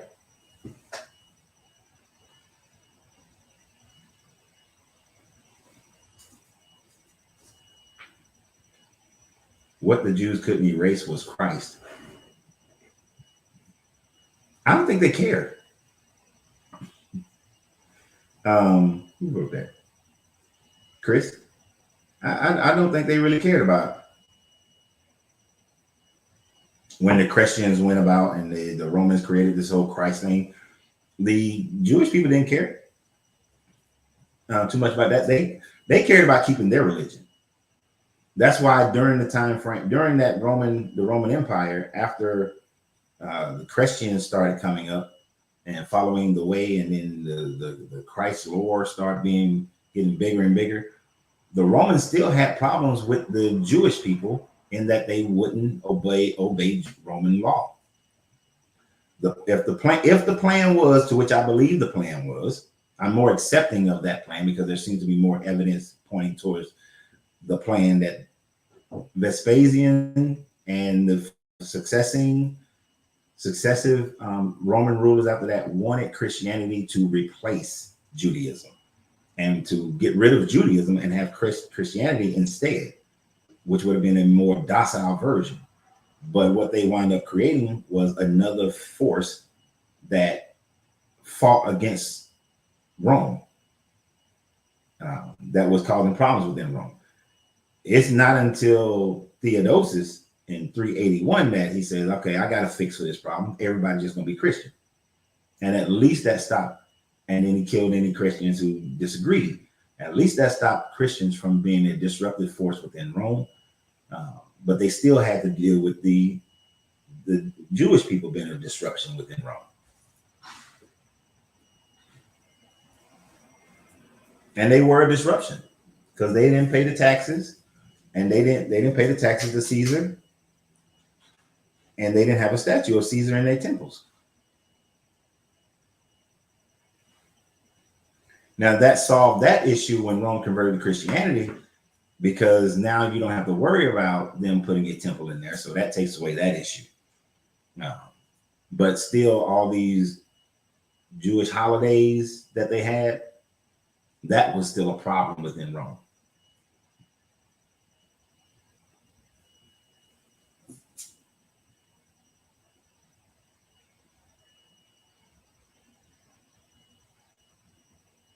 They don't care, but love conquers all. That would be nice if love did conquer all, but it'd be nice if love can only conquer all if people actually understood love and could be it. But I don't think any person or damn sure no groups of people can be total and complete love for all people. That's not going to happen. I'm talking about before they actually migrated here, thousands of years before they left Turkey. Oh, you talked too much. I don't even know what you said earlier.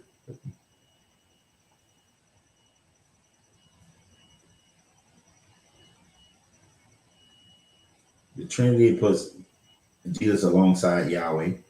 When he comes to earth, he called him Father because he denounced his godhood. Christ is important because it is essential, is the essence of Sophia's correction.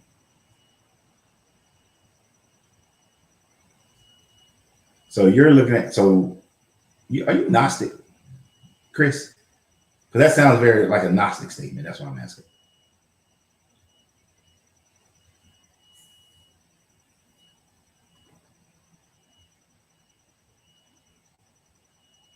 Because in the Gnostics, there is the idea of, okay, I thought so. So if I'm, correct me if I'm wrong, what Chris is saying is that so the monad created the universe, but in its how it created the universe. Then the Sophia was created, which is the feminine, right? So then the feminine was separated. Let me rephrase. The feminine was separated from the monad, and that's called the Sophia. Then the monad is not down here playing around with everybody, but then from the Sophia and the monad was created the demiurge. The demiurge then wanted to create Earth and run Earth without the Sophia. So without wisdom, without the feminine energy, without the feminine frequency, which that would be your Yahweh, El, all them motherfuckers. And of course, it all was messed up. Then the Christ mind was created by the monad and the Sophia to come and correct what the demiurge messed up. So, but the Christ mind is not one with the monad. Nothing is equal to the monad. So I can agree with the Gnostics in that there is no Trinity. There's no Trinity of all of these are the same as the primary, the monad. Abrahamic religions don't like women. They sure hell don't.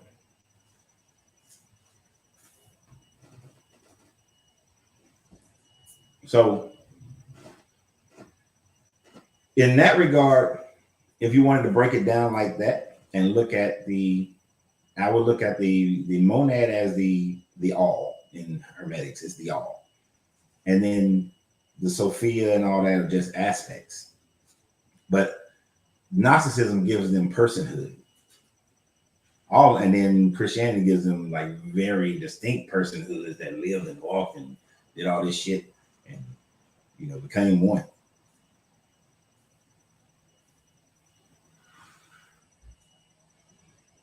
Grand Rising Brian. But from that point of view, I just lost what I was about to say.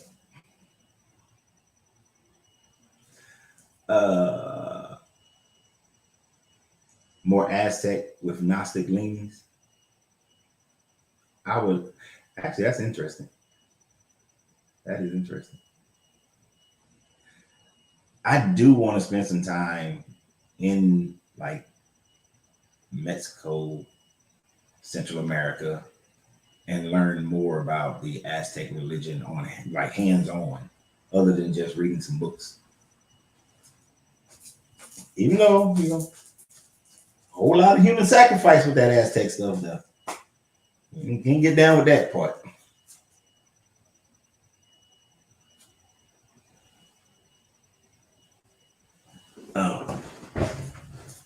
But man, I bet you I can just come here and not even have a damn subject matter and we just start talking. To go back a little bit, Christians have their support of, they're going to support Israel.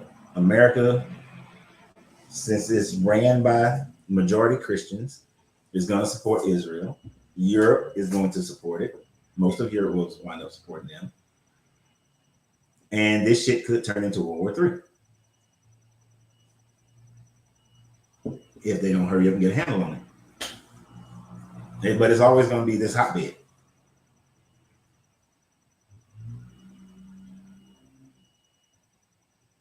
Is it okay to tell Christians to let me go to hell? Yeah, I would tell a Christian that in a heartbeat. I'm glad you love this, Grace. Grand Rising. Yeah. I would tell them in a heartbeat, just let me go to hell. I was actually about to do a video about that until I saw this other girl do the video. I was like, oh yeah, I just pick it back on her shit. Because I was like, it's so on point. Hell, I was telling Angelina last night, we was joking about something, and she told me, oh, I had did something, and she was like, you going straight to hell. Right? Little inside joke with us. He's like, you going straight to hell. I'm like, it's okay, because when I get down there, I'm gonna take over and we're gonna have a party. It's gonna be a party in hell. We're gonna have a good time. People in heaven gonna be looking over and damn, I wanna go down there. That look fun. All we doing is praising this joker 24/7. That look fun down there. So I would tell a Christian, they were like, I want to help you from going to hell. No, I want to go to hell. I'm looking forward to it. It's gonna be great. It's gonna be great. You're gonna have the best music, you know. Gonna have some good food, heated hot tubs. We good. It's gonna be a party. Gonna have different venues. It's gonna be a good time. Beach parties and mountain parties going on at the same time. It's gonna be good. It's gonna be good. Faith with bad evidence is foolish, and folks been subjected to it forever. Yeah. They do. They have faith with bad evidence. The Bible is one of the worst books that you could claim factual evidence than most other books I've ever heard of.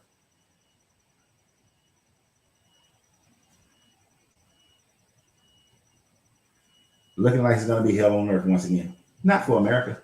If you live in the States, if you live in sub-Saharan Africa, China, Russia, Europe, you can be fine.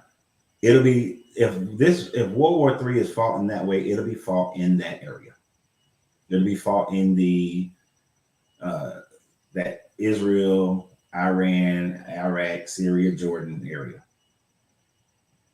Ain't shit gonna happen over here. I don't see anything funny about this. That's why people's life is the way it is. It is complaining about how things bad. What? I don't see anything funny about this. That's why people's life is the way it is, complaining about how things are bad. If you're talking about hell, I think hell is funny because it doesn't exist.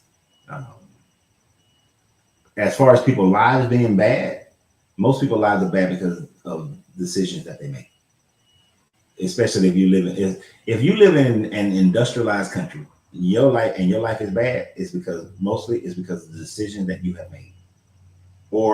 And one of those major decisions that you make is allowing other people to make decisions for your life for you.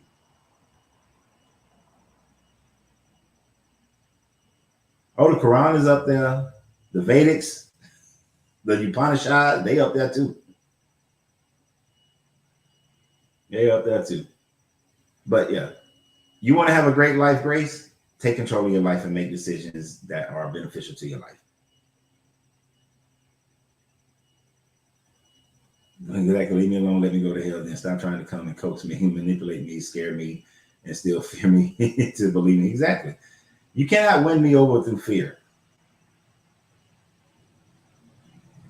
That fear shit only works on people who have grown up in that religion, or their life has been so goddamn bad, and they believe that it's been bad, and you can convince them that it's been bad because they haven't served this God. But that works if you can bring them Islam and it'll work. You can bring them the Vedics and it'll work. You can bring them the Upanishads, it'll work. You can bring Christianity and it'll work. Just depending on the person and where they are and where they were born, what their influences were. God should not allow you to get up today. He should take his breath away from you just for a minute. I bet you will never laugh. If your God had the power to do that, then he would have already done it. But he can't. He does not have that power. See, you don't believe that your God has that power because you believe that your God gave you that breath. I don't believe that in no way, shape, or form. So therefore, your God has absolutely zero power over me. It's kind of like, it reminds me, y'all remember that sorry ass remake of Clash of the Titans, where the guys on Olympus were becoming weaker and weaker because the people weren't giving praise to the gods. That's how all these guys are to me, right? They only have power when you give your power over to them. I give your God no power over me, therefore your God has no power over me. If he had, as many Christians who have come on my channels and said God gonna do this and God gonna do this and that, this, that, and the third gonna happen to you and all that, and ain't none of that shit happened. Not one of them. But you know what has happened? When I make on my own decisions and I do something stupid, that happens. Like when I went to Vegas and ate 9 helpings of gelato, knowing all that lactose was gonna create mucus in my system and I was gonna have a sinus infection. That happened because of my own decisions. When I spent more money than I was making, and then I had to pull myself out of debt, that happened because of my own decisions. So no, I will be laughing. Since we did intelligent, since when did intelligent people begin to allow others to so mercifully attack others, using religion as a penance, a justified cause for attack? When did intelligent people begin to allow others to do so mercilessly attack others? Whenever it's beneficial to them is when they're going to allow that, if I understand you correctly. You condemn yourself at this point? Nah, I didn't condemn myself. How can I condemn myself to a deity that don't exist?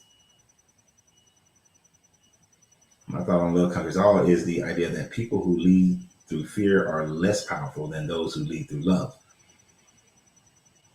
But are people accepting of that? As a people group, if you led through love, most people take advantage of it. I don't think people can accept that. I don't think they'll think it's real. And then there's that greed that will come up in some people and they will take advantage of the situation. In theory, you should be able to lead through love and love should conquer all. But fear has really done a good job on people.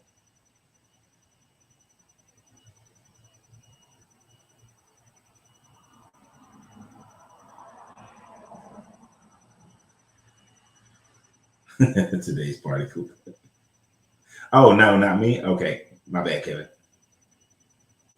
There's like a 30-second, 1 minute delay or something like that. So it throws me off sometimes.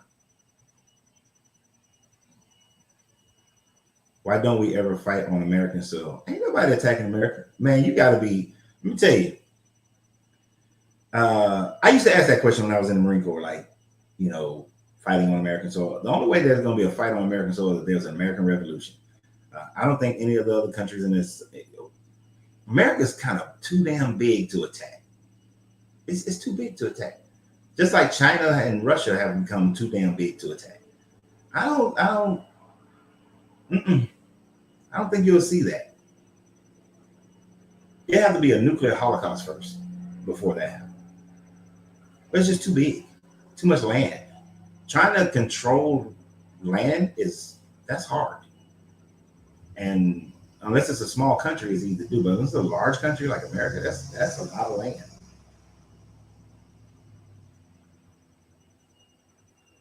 And yet nobody proved it can or has done that. The funny how you people claim that God will be all powerful and shit. Yeah, they ain't gonna be able to prove it, man, guy. Grand Rising, Marcus. What are your thoughts about the Kabbalah? Jewish mysticism? Who do you think wrote it and where did it come from? Some people say it comes from the Greeks or the Jews and maybe even the Moors. Actually, I think that Kabbalah comes from the Kemetics. Comes from the ancient Kemetic teachings, the mystery teachings of the Kemetics of alchemy and the Hermetics. We call it Hermetics because the Greeks kind of coined it that way with Hermes Trismegistus. But no, I think it comes from that with a combination of some of your Zoroastrian mysticism, because Kabbalah's been around for a long ass time, a lot longer than what people realize. It's been around. But who actually wrote it? it could be a combination of different people because it has so many influences in it. You can see some of the Sumerian Akkadian elements in it, the Kemetic elements. But if I had to like really pin it down to an origin, but it's splintered off into many different things, and Kabbalah will be one of those splinters, it will be, and I hate to say it this way, but it will be an Atlantean mystery teachings. But you can't even really prove that it's Atlantean, which is why I will stop at the Kemetic with Thoth and the Hermetic teachings.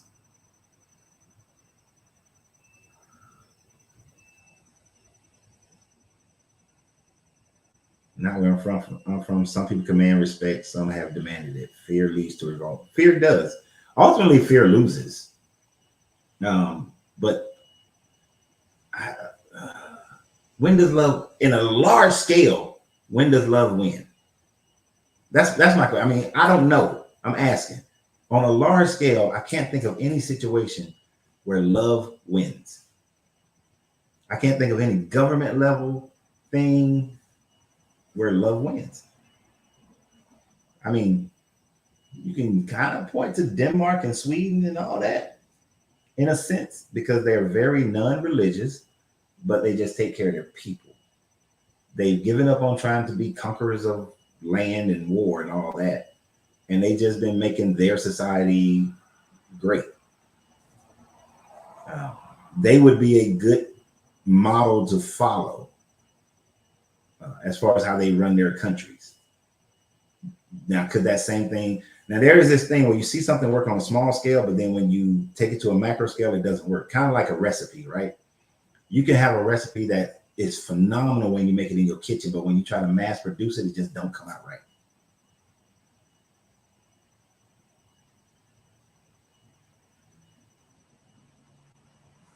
U.S. Americans are wild. Boots could never hit the ground. And if you did hit boots on the ground here, you didn't have to control a lot of the militia style mentalities that would happen in America.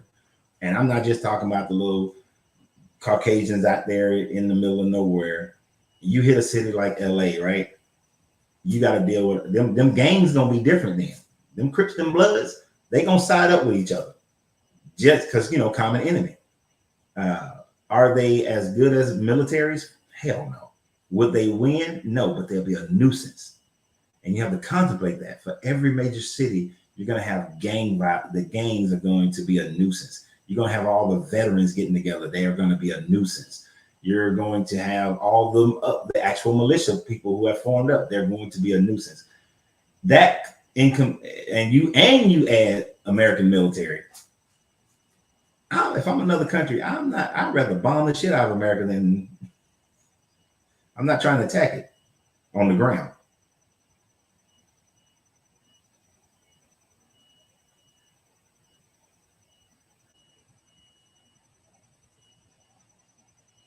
When reason and logic were replaced with faith and prayer, people fell to their knees and closed their eyes, all while being slain by the sword for their resources.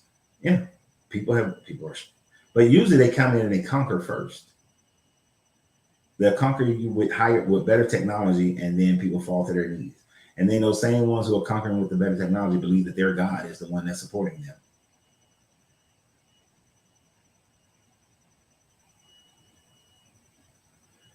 Love is a personal relationship with the supreme source. And I think that love is a personal relationship with yourself first, before you can even touch supreme source. And for those who don't even believe in supreme source, love is there if they can just coming into love of self.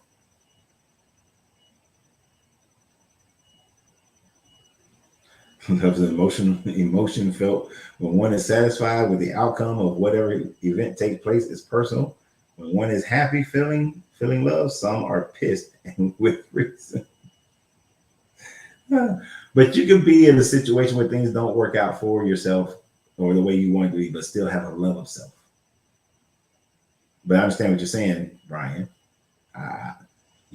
When it comes to loving people, I'm more with what Brian is saying.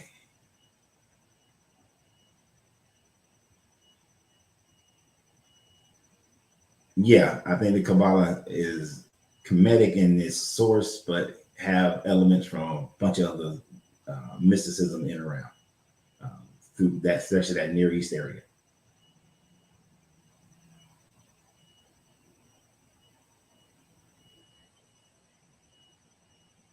These types of conversations are how love wins. We have a change. We have to change the genes that teach us to forget about love and the limitations we put on ourselves and society as a whole.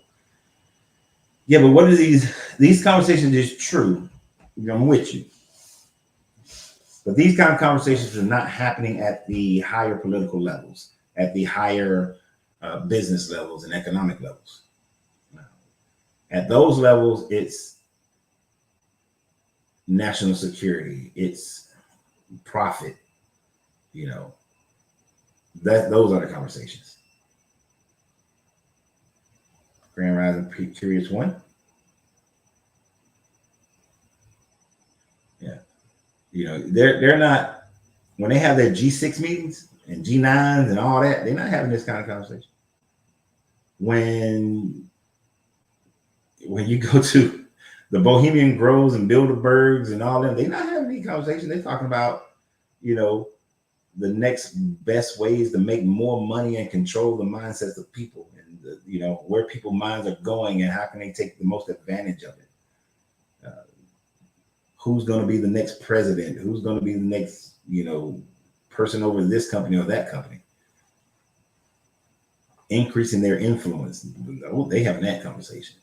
Hell, even in your city halls, they're trying to figure out how the city can make more money, decrease crime. They're not talking about how we can create a situation where people have better. People can live a more peaceful life, a better life, how we can get along better. Think about it. If the government was having a conversation, if the American government was truly having a conversation about how they can make America great, or if your MAGAs was really trying to say, let's make America great, then one of the things they would look at and say, okay, America is comprised of all these different peoples. Now, like that, I don't know her name. Fuck that melting pot stuff. Melting pot is like having a salad and it's all lettuce. No, we're not lettuce. We're there's some peppers in there, there's some onions in there, there's olives and, you know, all kinds of other things. You know, that's what makes a salad great, is all the different shit that's in it. And America was really having that conversation with itself. It would be saying, okay, with all the things, the differences that we have, how can we use those differences to become great, right? Oh, we got this shit out here called redlining, which is prohibitive of people being able to buy houses, since we know that purchasing land is one of the first steps towards building wealth for generations. It would get rid of redlining. But those things still be on the books, and they said, oh, well, we got the Fair Housing Commission and the fair, but they still got the redlining. They would say that every school in America should be competitive to the same degree, so that children, no matter what their levels of income they're born into, no matter what neighborhoods they're born into, that child has the ability to take the same classes and get the same education as anybody else, so that when they take the standardized test, they have the same opportunity to score just as high as anybody else. And therefore, that would allow them admissions into colleges or whatever. And then you would put trades back in the schools, so that America also is a tradesman. And you can grow up in an impoverished neighborhood, but by the time you get out of high school, you can go and certify as an electrician, as a IT person, as a welder and mechanics and all these sorts of things. So that, oh yeah, my parents, we were broke as shit. We lived in the hood, but I'm an electrician now. I went from high school to making, you know, $40,000 a year. And then I'm in a place where, as I grow out of apprenticeship, I can then make $60,000 a year and $70,000 a year and $80,000 a year. So I don't have to raise my children in the same type of environment. But we've also gotten rid of redlining, so I can buy houses in that same community and become homeowners. And as homeowners, we have more stake in our community. So if America truly wanted to be a great country, it would be having those. If America was functioning under love, put it that way, it would have those conversations at the federal and state levels, but it doesn't. It doesn't have those conversations. America tries to keep people separated, tries to keep people in debt. You would literally, your 10th, 11th, 12th grade year be taking economic classes. Yes, take some macroeconomics, but you'd be taking microeconomic classes and walk out of high school knowing how to invest your money, how to live on a budget, understanding that keeping your debt to income ratio below 40% is the only way that you're going to be able to build wealth, right? If you're living 70%, 80% debt to income, your ass is not going to be able to build wealth. No, you're just trying to survive. So America doesn't, governments don't have them kind of love conversations.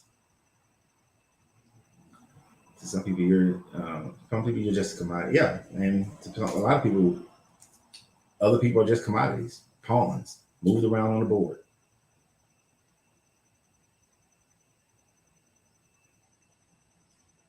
Ooh, what did you say? Means personal, obviously use personal gain. Those are the people that would have you believe that the people in Palestine are just terrorists. Right, and they're not just terrorists. They're not terrorists at all. I refuse to call any of them terrorists. You're literally talking, I'm talking about your life, Chris. America love country itself in these policies. That's why it said that when we advance 5 steps, we're hindering backtrack 20 steps, especially when it comes to the policies for blacks and immigrants. Oh, yeah. America, and they always want to get a few little immigrants and prop them up and say, look, see, this is the American dream. You can do this. Look, America, land of the free, land of the great. But most immigrants come to America and they are not thriving. But they'll tell you that they are, but they're not. Go to those immigrant neighborhoods and them motherfuckers are not thriving as much as they try to portray them to be thriving. They pick a few and they highlight them. You're an electrician that got out of West Dallas? Yeah, and I've been to West Dallas. Well, I passed through West Dallas going to, what's the next town? Arlington?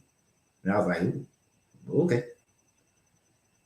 And that dude really screwed Dallas up when he built the Dallas Cowboy Stadium. He took, well, I mean, they usually build in the hood anyway because the land is cheaper. That's a real leadership mindset. Yeah, but they wouldn't let me, they'll shoot me before I become a leader like that because they'd be like, nah, man, you can't be doing that. You can't be doing that. You can't be making it where these people are building wealth. But think about it. Here, this is what I don't understand. Why wouldn't you want America? Like this is the difference between like Sweden and Norway. They actively want every individual citizen to become as wealthy as they possibly can, with the equal opportunity to explore themselves and gain merit. America and most other countries are like, fuck that. We want to keep the poor poor and the rich rich.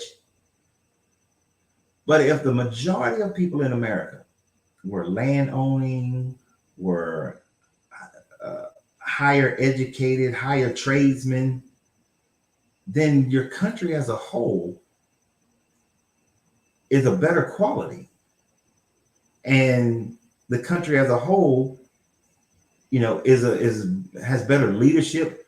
You have more money that Americans will be investing into other American companies, as well as investing into other interests outside of America, which would drive more money in. You got to change that damn tax system a little bit, though. You can't be taxing the shit out of people who make money outside the country, or those who make, you know, you got to change that. That shit got to go. Fair tax.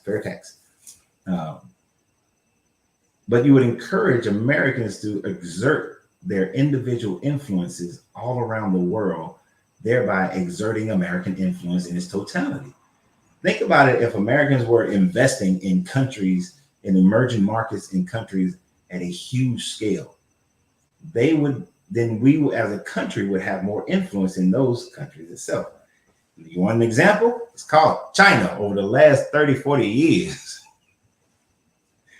China over the last 30, 40 years, when they went from communism to capitalist communism, they invested in their people, and then their people have been going out and investing in the world and bringing that money back to China. but their influence has grown all over the world because they set their people free to go and make money, get more educated, get more skilled, and it's working. It's been working over the last 30, 40 years. It ain't that hard, to see. And there's an example of it already happening from a communist country. So America, and they communist, I call them communist capitalists. But America, and the Russians are doing that now. The Russians have been doing it for the last 20 years or so, where they are trying to push their Russian people. It's the oligarchs are the problem, but they've been trying to encourage Russian people to invest more out in the world. Oligarchs been fucking things up. But if Russia's been trying to do it, if America did it though, with its resources and its people, it would exert its influence, and America would sustain itself and be a country that lasts longer than it's probably going to last. I give America like another 200-300 years before it gets split into something. Also, I see a lot of Americans trick immigration into coming here to work, to feed our economy and try to help America more wealthy through the workplace. Oh yeah. It has to. Like, let's say if America wanted to go back into manufacturing, there's no freaking way possible it's going to be able to manufacture at that level that it used to with its current citizens. You're going to have to bring in immigrants to do it. Because you're just not going to be able, that way you can pay them lower wages. That's why we go when they set up factories in other countries, because you want to keep the price down. China's in the business of business, and America is in the business of war. Yes, sir. Yes, sir. And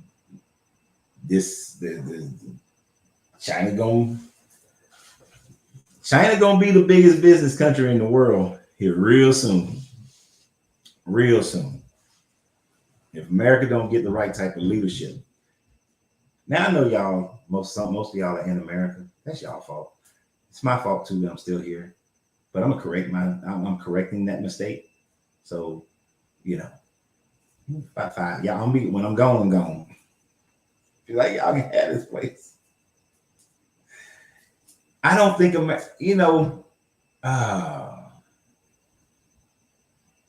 would be interesting to see that leadership come up if America would allow for that type of leadership to come up.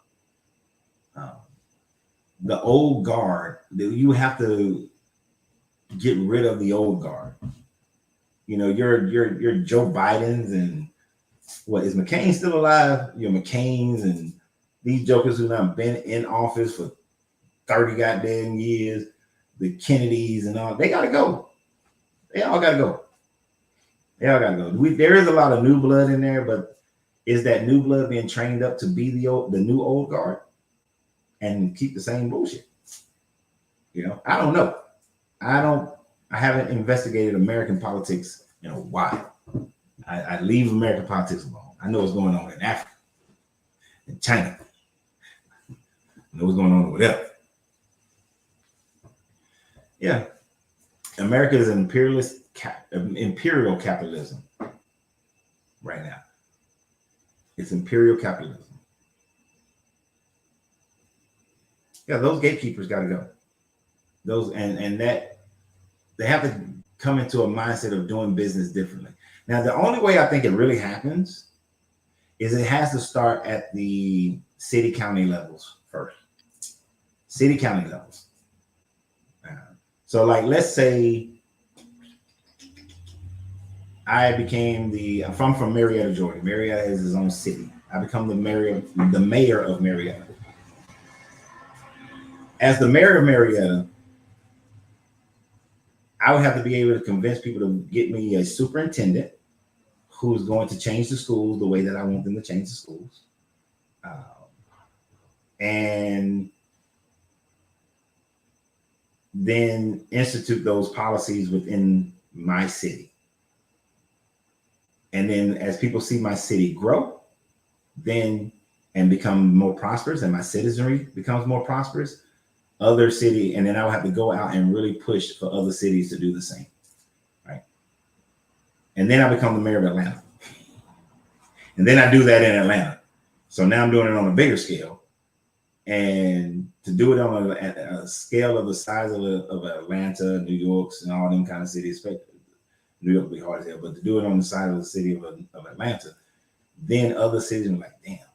Because other cities have copied Atlanta because in how they've seen Atlanta grow. So it's not like these other mayors don't see what's going on. And then from that, to take over Georgia, become the governor, and then do it as the governor. And then Georgia becomes like this mecca of prosperity. You'd have to have that kind of track record to convince the rest of these motherfuckers to do it. Otherwise, they're not gonna do it. Right.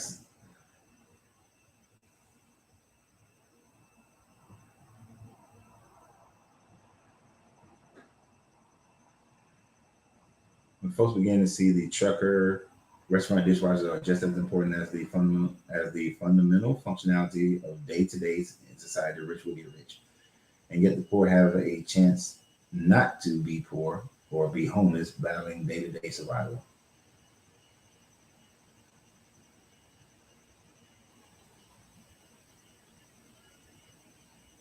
Like, everybody is important in society. You need all those people.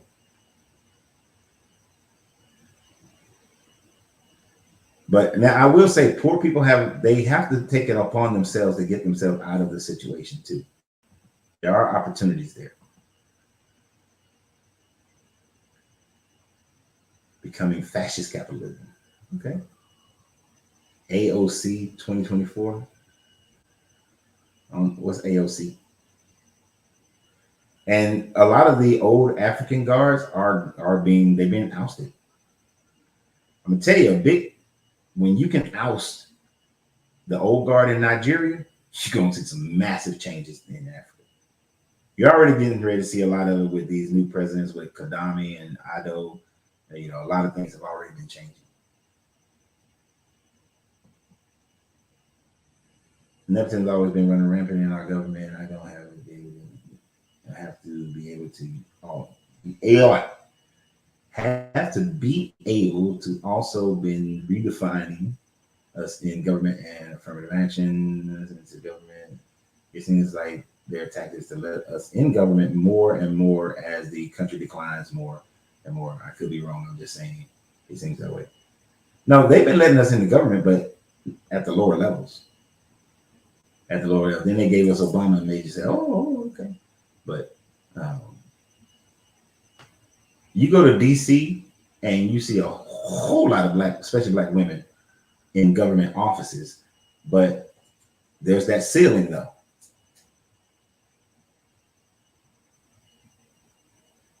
You keep beating around the socialist bush. No, I'm not.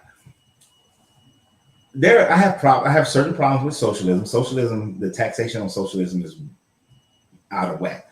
I do believe in capitalism. But I believe in giving everybody a fair chance to be a capitalist.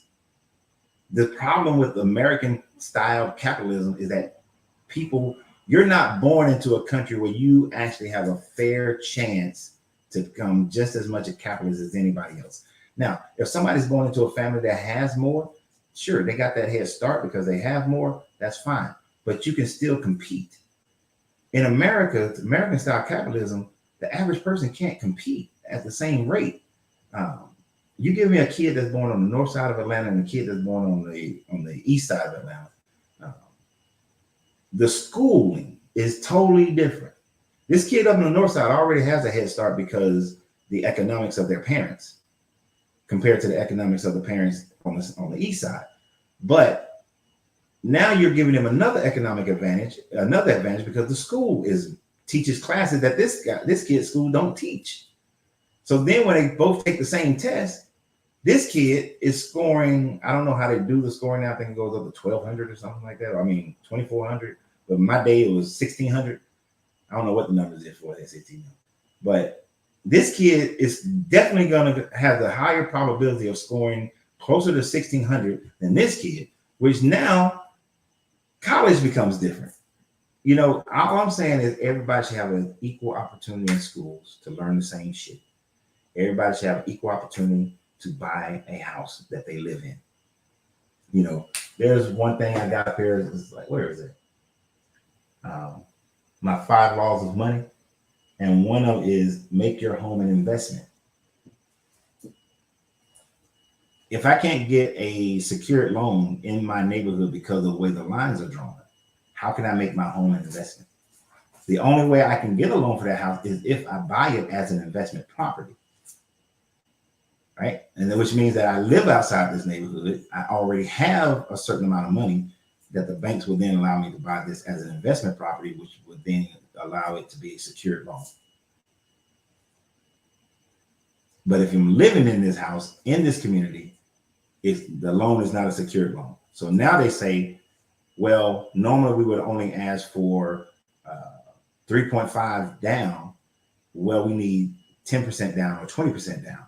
But if I'm already living and making a lower wage, and even if the house is only sold at $120,000, you want me to come to the table with $10,000, $12,000, or $20,000 to put down on his house.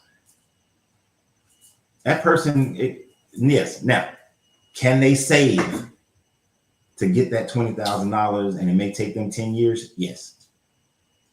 But we're not taught to save. We're not taught how to invest, how to build and buy a house and all those sorts of things.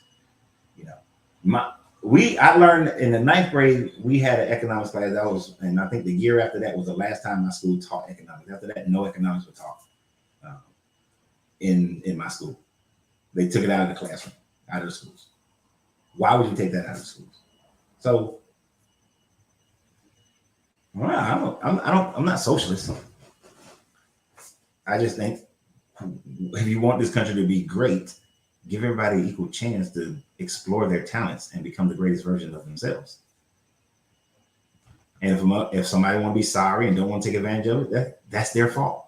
See, once I give you an equal shot and you still fail, you still don't take advantage of it, that's your fault then. Then I'm like, whatever.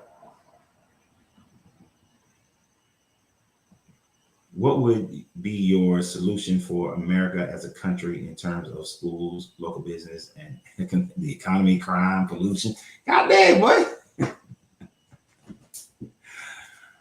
Marcus, that's a lot. Well, so you just heard my thing about schools. I would make it easier for people to start business, but you need to understand the economics of business. So I would offer classes to teach, especially now that we have the internet. I would offer classes to teach people how to start a business right down to the basic minutia of things. Different counties have different rules for starting a business. So when you go to your county, you need to find out all the rules and certifications or whatever you need to do to open your business. When you take a business class or entrepreneur class in college, they don't tell you that one county may allow you to do this, the other county does not. There's a difference between if you're in the city of a county and if you're in unincorporated of that county. You got different fees to do everything. They don't tell you about all that stuff. They just tell you, oh, you just go get your LLC. It's a hell of a lot more to it than that's just that. Crime, you're always going to have crime. You still got a police crime. I would actually take, my prisons would not be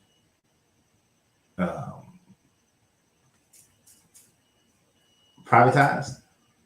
And I would actually have rehabilitation in those prisons. And then once you've served your penance, I will wipe your record clean.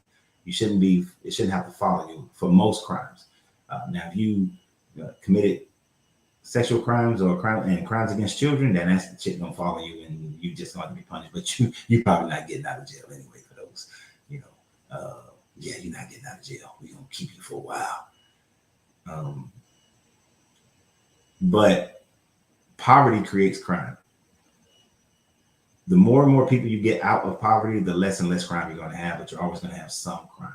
But I would actually teach police how to police, and police will have to have an associate's degree at minimum in law before you can become a police officer. You need to know the law better than the damn citizenry, and you need to actually know it. Now my military is still going to be badass. just in case somebody, want to get all up in their business, but we're going to be more of a Monroe Doctrine. We're not getting involved in everybody's bullshit. We literally going to fly the peacetime flag. We can negotiate and talk to y'all and help, but we ain't getting all involved in your stuff. Pollution wise,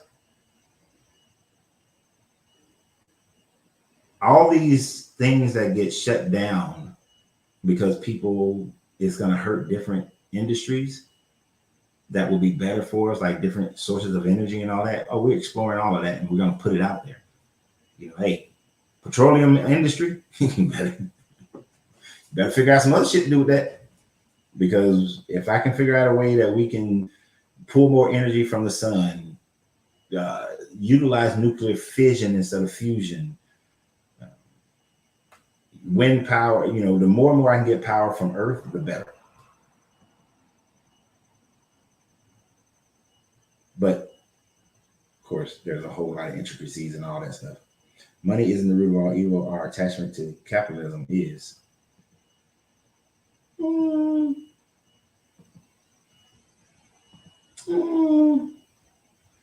Need for resources. When you're in a country where you don't necessarily, you think about it, if the country that had all the resources that they needed for their people, they didn't go out and conquer other people. They were good to go within their own countries. People having a respect for resources, but I don't think capitalism is the root of all evil.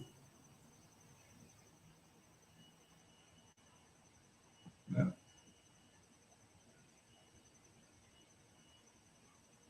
When you're making significantly less per year than your average cost of living by policies, being poor is a state of being, not a state of mind.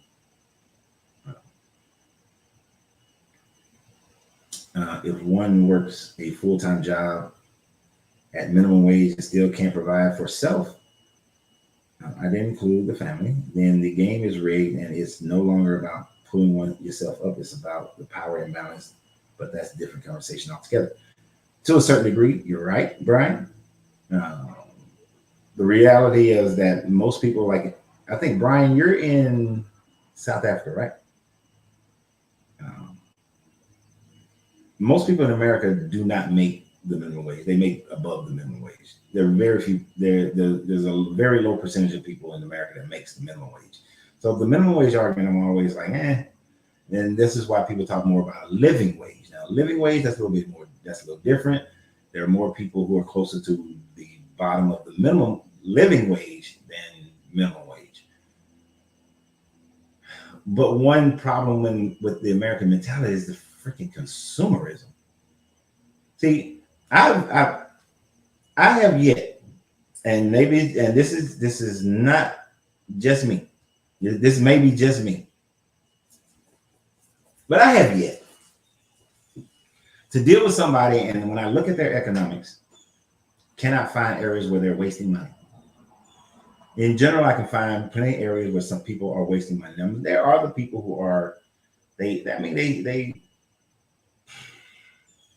I know what it's like to be 112% over your over your budget, to be in debt. Well, your debt to income ratio 112%.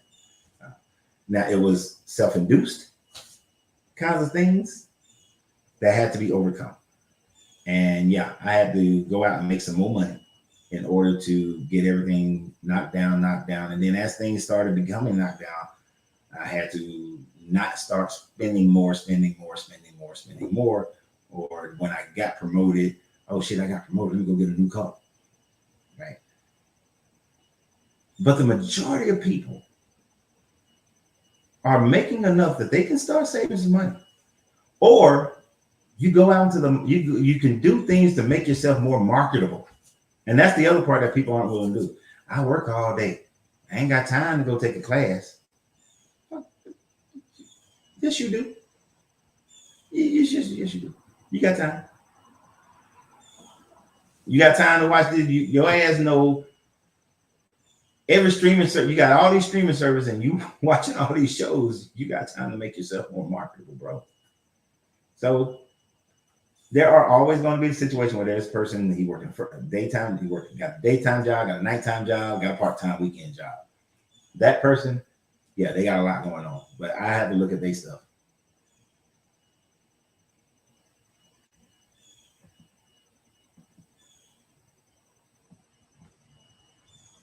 Yeah. Cops do need proper training.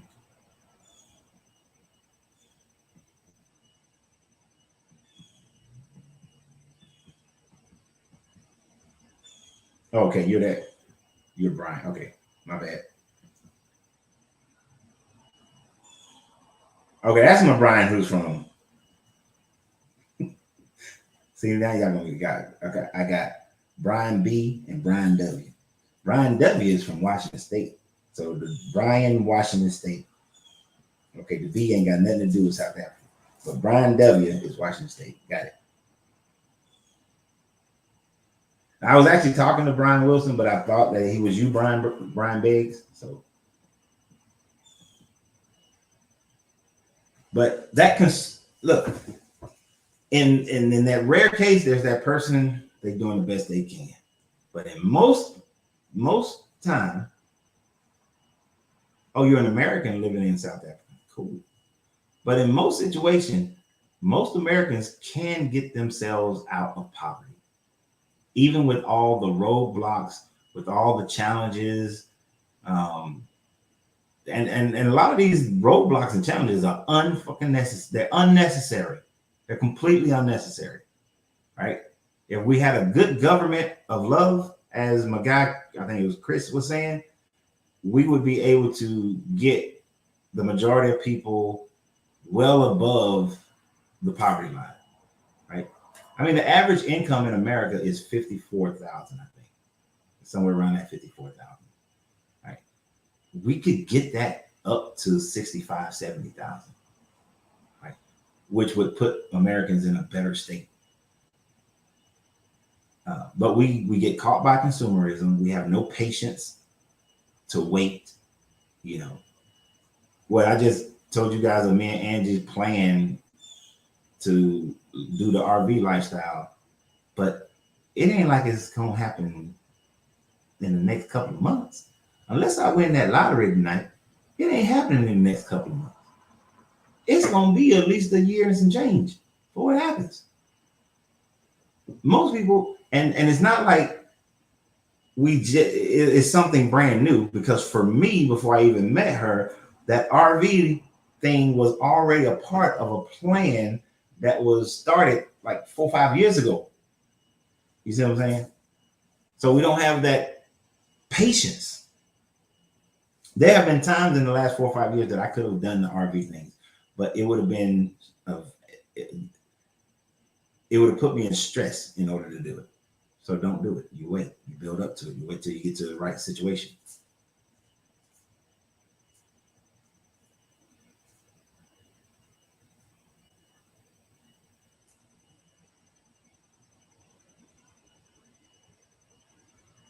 What do you say, Brian?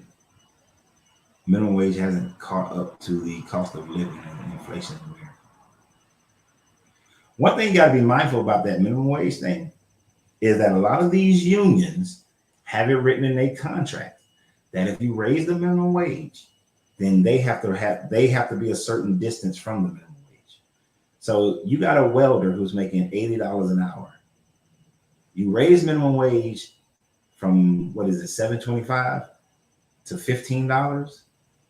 That $7.75 increase, you have to raise this welder's income from $80 an hour now to $87.75, right? And there are huge unions that has that written in their contracts.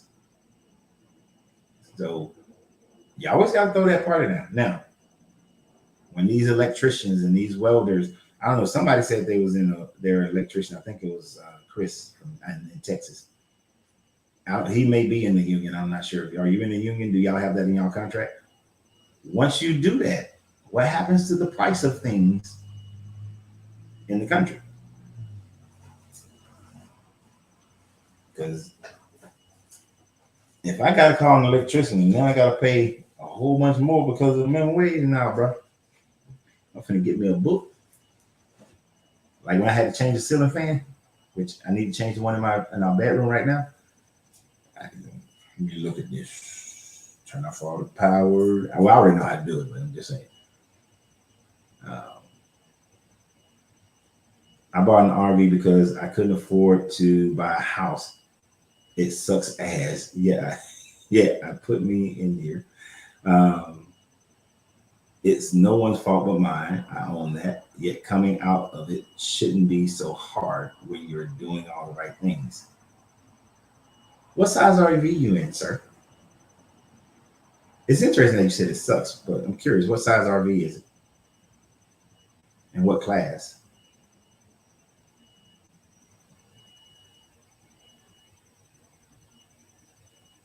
I had to chase down PE to sign my welding card.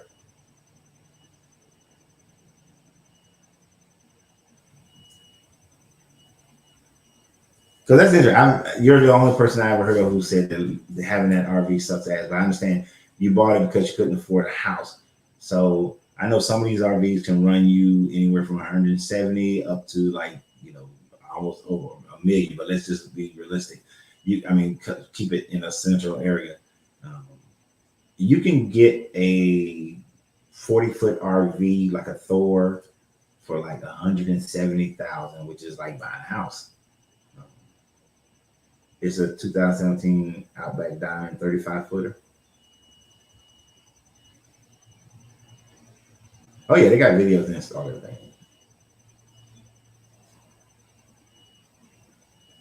Goes up across the board. That doesn't mean the election.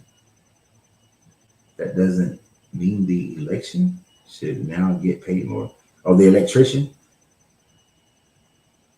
And most of these, in these larger unions that are like across the country, they have that in their contracts though.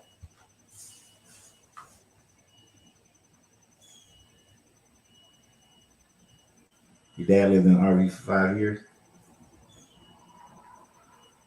The first time I drove an RV, I fell in love with the damn thing.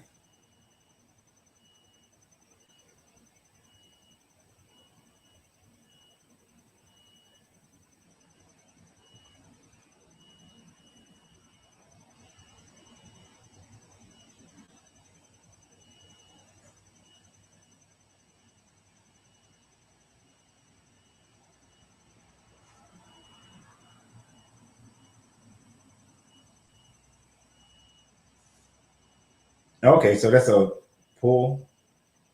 I had to go look because okay, it's a pull trailer, a tow behind. Yeah, I was wondering because the tow behinds are a lot cheaper than your class A and B's and C.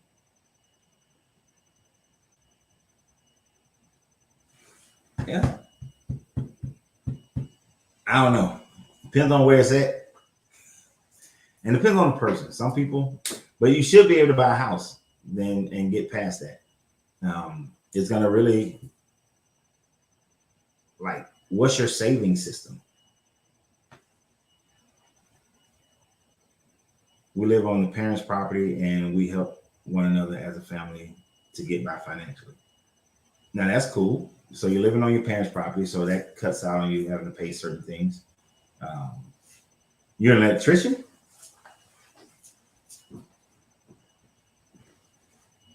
but you're help. And are you helping your parents as well? Are you helping them because they need help, or um, do they not need your help?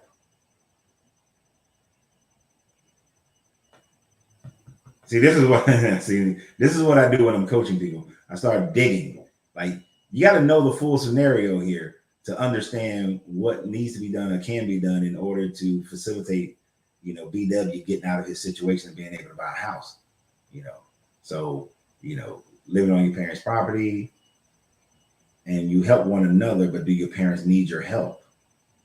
Now, to say we help one another could indicate that your parents need your help, but then I would need to know, like, to what degree does your parents need your help? And if you were to leave, how would that affect your parents? So then there's could be an emotional aspect of it, and the emotions can fuck up your logical plans in a heartbeat.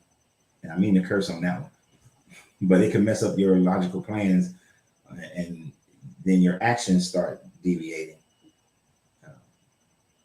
So we have to get the emotional part taken care of, so that the logic can work on its own, so you can extricate yourself out of the situation. But if you know that by you leaving is going to hurt your parents, it actually causes you to make mistakes.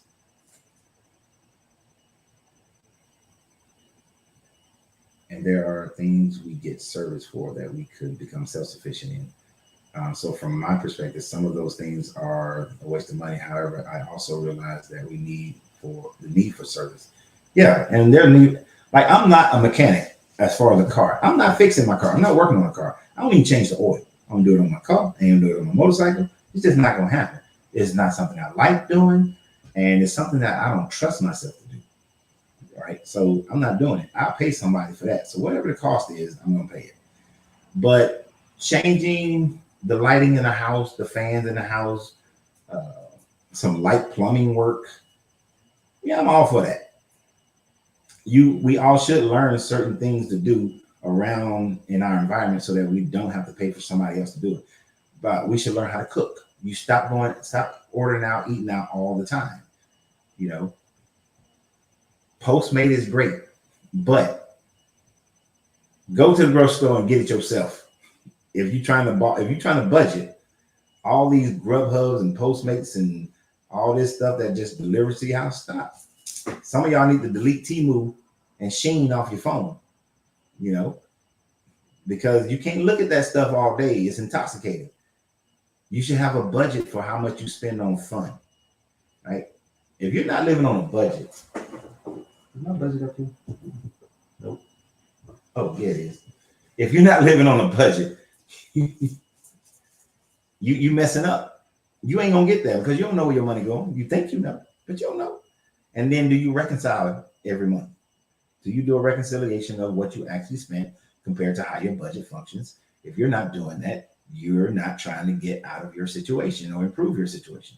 You're hoping that you just make enough or make more money to be able to get out of it. Right? Do you know your credit score? Do you know how to fix your credit? Like, do y'all know that if you've had any slow pays on your credit, that now that they changed the law about, I think it's been about a year now, where you demand them to take those off, and they have to take those slow pays off your credit, right? And each slow pay can be 15 to 30 points. So if you got like 5 of those and they all clicking 30 points, shit, that's 150 points. So to be able to get that stuff off there, to know how much credit you need to carry in order to get, how much available credit you need to carry in order to get your score higher. Okay, Brian said something. Here in Washington. Oh, and by the way, we're about in Washington. I'm coming to Washington next summer, so I'm curious. Here in Washington, saving money is a wealthy folks thing. What is a slow pay? When you are paying after the date. So like you're 30 days behind, 60 days behind, 90 days behind. When you're paying after the date, those are slow pays. Or even paying more than 5 days after the date. Tacoma, Seattle area. Okay. My son is in Spokane, so I'm coming up there next summer. Then we're gonna go over to Seattle. Make sure you keep in touch,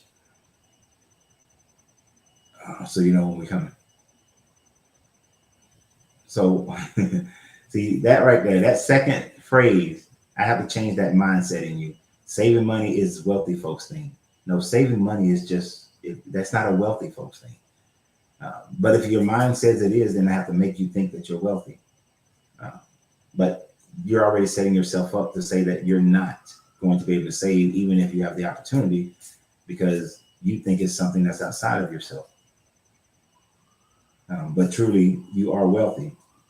Now, you can either do it by the old BS, or you are wealthy, or just get rid of that BS thought. But there's a way to make that work. it is a wealthy folks thing, but everybody can be wealthy. Having X amount of dollars doesn't make you wealthy. You know, there's a difference between a person who's rich and a person who's wealthy. You can make money. I've had clients who made, millions, but they were broke. If they lost 3 paychecks, them mugs would be selling off properties in a heartbeat. I had one, made $270,000 a year, $275,000 a year. They cut his paycheck by $50,000. Start selling houses because he couldn't afford it anymore because he was paycheck to paycheck. So wealth, you can be wealthy at $40,000 a year. But anyway, so no savings, all money goes towards the family. They're late in life, and yes, they do need help. Okay, they run a daily business while my wife is a teacher. They run a daily business. You mean dairy or daily? I don't know what a daily business is. Your wife is a teacher. Pops and I do the day-to-day stuff around the home. He's retired military and late 70s. She's late 60s and in home child care. Okay. In-home child care provider with medical issues that requires my wife's help. My wife is also a teacher in the school district. She also has a school. We also have school-aged kids.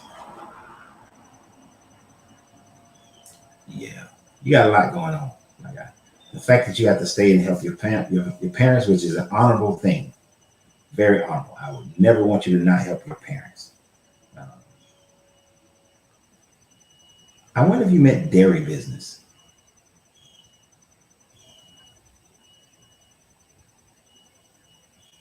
Many people live paycheck to paycheck. Yeah, they do. Your father, he was in the military. So like if I was coaching you, I would get into what's your father's VA rating. Um, if he's not at 100%, then we would work on him becoming 100% VA. So that would increase the amount of money. And since he's 70, with him being 100% VA, we will get your mom, his wife, as his care provider, so that there's an extra amount that comes in on top of the 100% VA. There's a few other things we can get some extra on the VA with that, with your father. Then I would investigate the home child care provider, the wife's a teacher, and I would have to, there's some things there's some ways to increase the amount of money that comes into your family's household. Because you are in that situation where you got to take care of your parents and your own family. So I understand that it's stressful. You have a stressful situation, but by increasing the amount of money that comes into the households would decrease some of your stress. It's going to take some work to do it, but everybody got to be on board to do it though. So y'all have to come together as a unit, as far as with the mindset of we're going to get out of this and make things better. It's going to be hard with your parents because they get older, they get set in their ways. We run a daycare out of the home in which we dwell. Gotcha. So there's a daycare inside your parents' houses. You guys are in the RV on the property. Gotcha. I'm thinking that's what you're saying.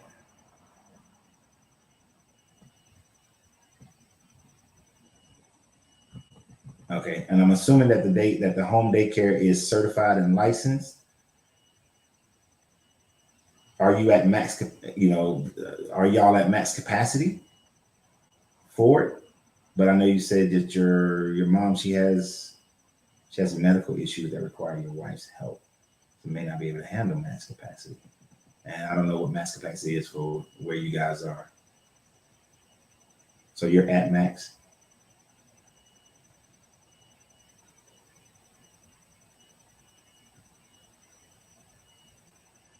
Now, does Washington State say max capacity for the size of the space, or is it max capacity based on the number of teachers that are available, employees? Like some states are different depending upon that aspect of it. And when you say yes, sir, was that about your father being at 100%? Is your father at 100% VA? Let me ask that question and pause. 5-to-1 ratio. Okay, so you can do both. All right, gotcha. Let me go back to the VA. Your father, is he max VA 100%?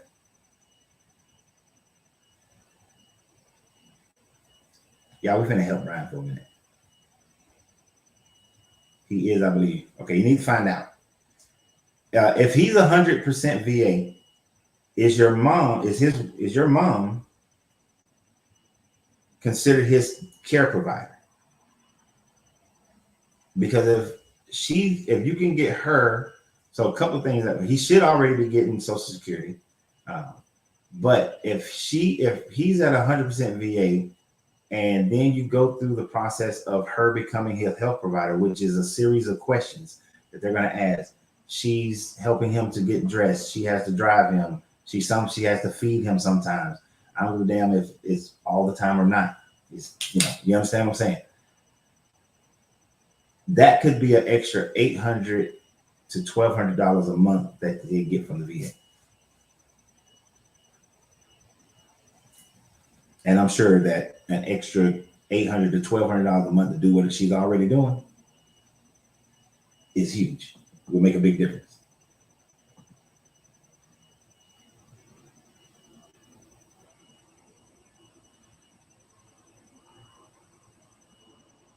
No, he has worked since retirement.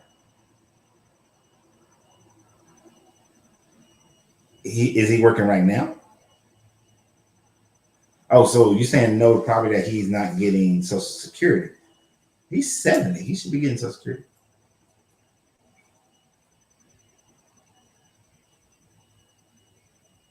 Okay, so if he's at 70%, so understand it like this. If he's at 70%, and I think 70% is around $1,500 a month. He's married, so he's getting the extra money for having a wife. So he's probably coming in right around $1,700, $2,000 a month. If he were to get him to 100%, rock with me now for a minute, Brian. If he was to get him to 100%, and there are ways to do that, and not through the VA, through somebody else. There's other organizations that'll help you do it better. If that should be around $2,000 a month if he's with the wife. You get him to 100%, his money increases to about $4,200, $4,400 a month. Then she becomes his care provider, which would then give them another $800 to $1,200 a month, depending upon where they rate his needs for care provider. But let's just take the low end of 800. They're looking at now around 5,200 a month. So they can go within 6 months. They can go from around $2,000 a month to 5,200 a month. You see what I'm saying?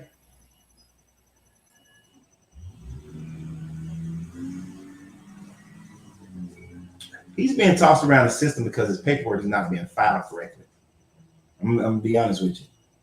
It's not being filed correctly. You have to file certain things as secondary, not to the primaries. So, but I would have to look at your stuff, and then there are other people. Now they work out of Georgia. They don't work out of other states, but they may have connections with. I'm gonna call them. I'm gonna send them a guy an email and see if they have the exact same program that they have here in Georgia in Washington. If they do, then I'll have that information for you. Those guys are phenomenal. But yeah, but you see what I'm saying? Now, why is that happening to Brian? Because we lack certain information. There's a way for Brian to get through his father through all this process. It'll take some time, it'll take some work, take some filing, it'll take going through some QTC appointments and all this kind of stuff. But we got to be willing to do the work, which is another thing that hurts people. People aren't willing to do what's necessary to get it done. I'm not saying Brian is not willing to, but the VA can be daunting like that, where they jerk you around hoping the VA hopes that you give up. Okay, they hope you give up. They don't want you to keep trying. Right? They hope that you give up, which is a huge flaw in our system. But there's systems like there's things like that in place that's relative to everybody in life. There's opportunities for us to gain more money all over the place, but we are not willing to do a lot of it. There are organizations that have college scholarships that go unused every year in so many different places. And I remember seeing this story about this little girl. She had like all these scholarships. Some of those scholarships were write an essay. It's a $200 college scholarship for some little organization. She was writing an essay. Bam, she getting that 200. She got that 400 over there. She got 1,200 over here. She just getting all these little monies, right? She was willing to do the research and do the work. We have to be willing to do the research, do the work, if we want to, increase. I ain't gonna lie, I was victim to it. I was making so much money after I got out the military, I didn't even bother filing my VA stuff in the very beginning. And then when I did file them, they just gave me 10%, even though I got out on the medical and I had been through all this combat and all this other kind of stuff. I was so irritated by that. I was like, this is bullshit. But then I was making money, so I didn't care. It wasn't until I hit a low point I started caring. And I was like, nah, let me go do what I need to do, right? And in doing what I need to do, I figured out exactly how it's supposed to be done, because those first people who had filed my paperwork out of Canton, Georgia, and I'll throw them under the bus. The people in Canton, Georgia, that VA, civilian VA group who's supposed to be helping veterans out in Canton, Georgia, filed my stuff on some bullshit. They filed it the wrong way on some BS, which is why I got frustrated and I gave up for a while. And I was like, you know what? I'm making almost 6 figures right now. I'm fine. I ain't finna go through. I'm watching my brother go through all this stuff. And I'm like, I ain't going through all that. But then I was like, nah, you know what? This is some bullshit. And I was hit a low and I was like, let me do it. But then I got pretty decent. But I was like, nah, I'm gonna keep going. Even though my finances went up personally, and then the VA stuff was doing, I was like, nah, I ain't giving up. They owe me. They owe me. I sacrificed my body and my mind and my consciousness for these people. They freaking owe me. And that's how you have to have it. If you're in America and you ain't even been in the military, but you have been sacrificing your body and your mind for this country, they owe you. And even more so, you owe it to yourself. You owe it to yourself to take advantage of every opportunity. When people say, oh, well, the immigrants come over here and they got loans and everything for them, and they just they got the same stuff for you. They got the same stuff for you. And if you don't go out and get it, then that's your fault. Right? That's your freaking fault. At some point, okay, so this is like that part. This is why people don't coach with me. Because I'm not holding your freaking hand. I'm telling you right now, I'm going in on your bullshit. And we carry a lot of BS with us that we have been we've been afraid to deal with. But you got to deal with the BS. When you see the BS, you got to deal with the BS. And a lot of us got it, but we just keep putting it to the side, Right? I'm looking dead at this camera right now because I need y'all to understand that some of the greatness that you have within yourself, some of the opportunities that you can have to grow is right there in front of you, but you are the problem. You the problem. And you got to get off your ass and do it. You got to get a move on. Everybody who's on this live right now has the opportunity to make themselves more marketable to the economy and therefore make more money. Everybody.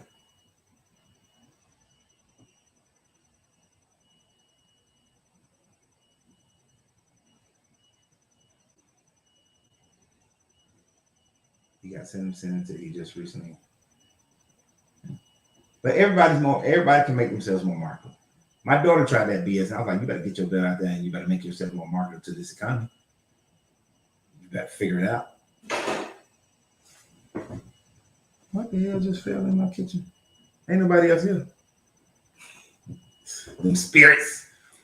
But no, everybody is. Everybody has the ability to make themselves more marketable. And if you're not taking advantage of that, but you're sitting back and you're complaining, then that's your fault.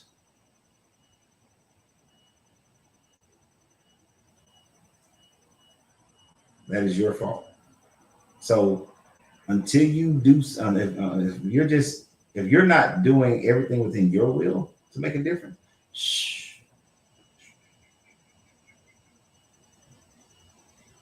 If you're paying for Beyonce concerts and you complain about money, shh. The only way you can pay for a Beyonce concert and you kind of broke is if you're saying, you know what, I'm gonna start saving right now for a Beyonce concert 2 years from now to make it make sense. Although I would never pay that much money to go see somebody sing a song. I don't give a damn how good the show is.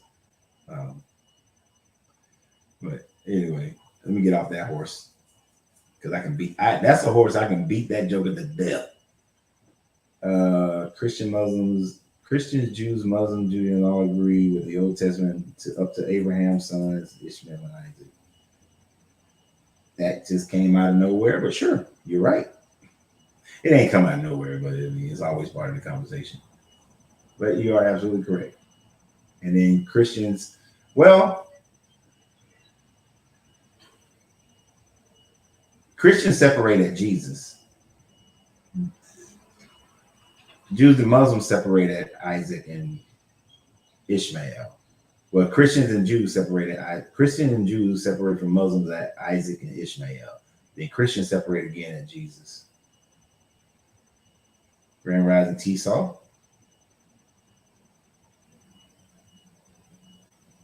So even if it means kissing a little bit of ass, make that money, yeah.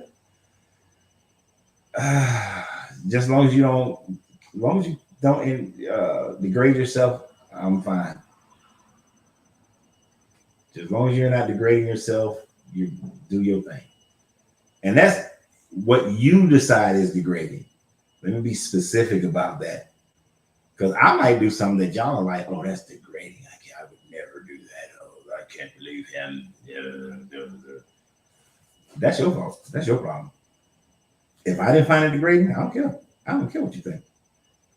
Which is another mentality that you have to gain if you want to be successful in this life. You can't give two rat's asses about what other people think. You cannot. What other people think should not matter to you. It does not matter to you. What you think and with those who you respect, what they think, that's it. That's it. And even to some of those who respect, if you're doing something that they don't agree with, you're like, okay. Trust me, I've done plenty of things in my life that my parents didn't agree with, my brothers and sisters didn't agree with, that if my grandparents were alive, they wouldn't agree with. That it was a couple things I did that the woman that I was married to at the time didn't agree with. She'd be all right. There are some things that I've done that I know my kids, as they got older, they didn't agree with, but you know what? They're gonna be all right too. At the end of the day, if I'm fine with it, that's what matters. So we ain't paying for no Beyonce and Jordans. Yeah. Yeah, even though I could, now I wouldn't. That Beyonce concert, I saw them ticket price. I was like, hell no, that's a whole cruise. That's a couple of cruises. That's me and Angie on a whole cruise, and some spending money while we there. No, wait. I think the Beyonce tickets here in Atlanta was at the minimum. I think they were like $1,500 or some bull like that. I was like, do you know how many Hawks games we can go to? Falcons games we can go to? Do you know how many cruises we can take? That's at least two of us. That's $3,000. That's at least 2 cruises. Beyonce is not worth 2 cruises. She ain't worth that. No. She ain't worth 2 cruises. We're not paying. No. And I'm talking about 2 nice cruises, 2 7-day cruises. That's 2 7-day cruises.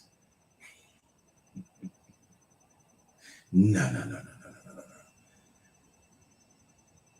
Mm-mm.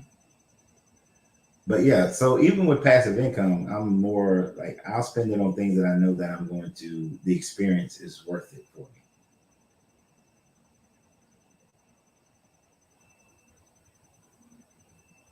So I can pay for 3 kids to play football or sponsor an entire team. You sure? With 1,500, with 3,000, yeah. Yeah, she's not worth it. Yeah, she is not worth the crew. Trust me.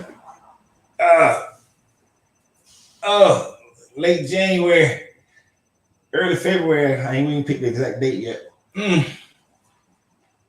gonna be sitting up there. I gotta get rid of this right here so we can be on that cruise. I'm like, what's up, y'all? It's Coach Ren. We chilling on the whatever boat. Yeah, we heading out to. Wish y'all were here.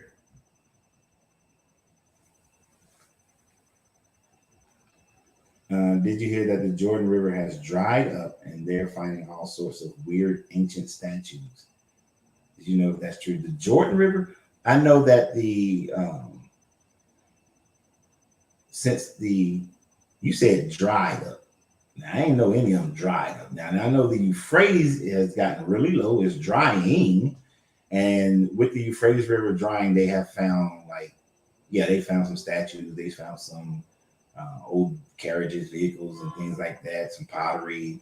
Um, they found a lot of things now that it's gotten drier. Uh, it'll fill back up. It'll fill back up. You go through a drought. They've been going through a drought over there. And it hasn't been, and because of going through a drought, we haven't had as much snow and ice on top of the mountains in Turkey, so you don't have as much water flowing down from Turkey. They also politically have that dams in Turkey and in the tributaries in Syria and all these places that feed the Euphrates.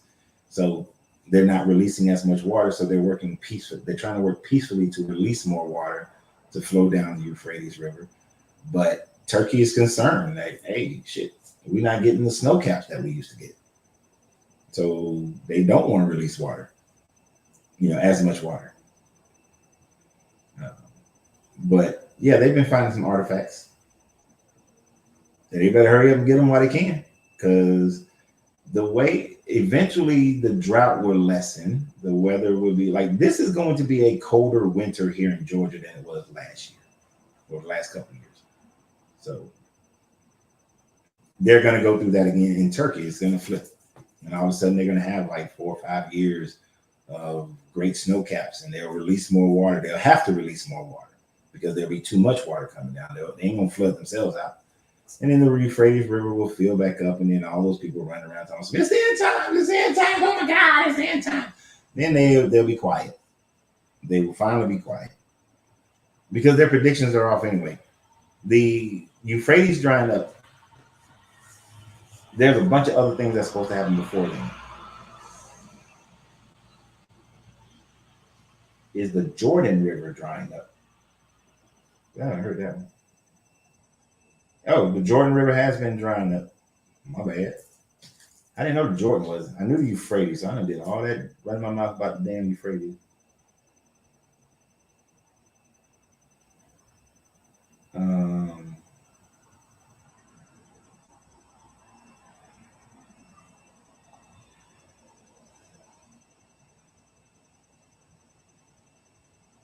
I would have to do some. Ooh, I gotta do some research on this. It's dependent upon like who I'm looking at.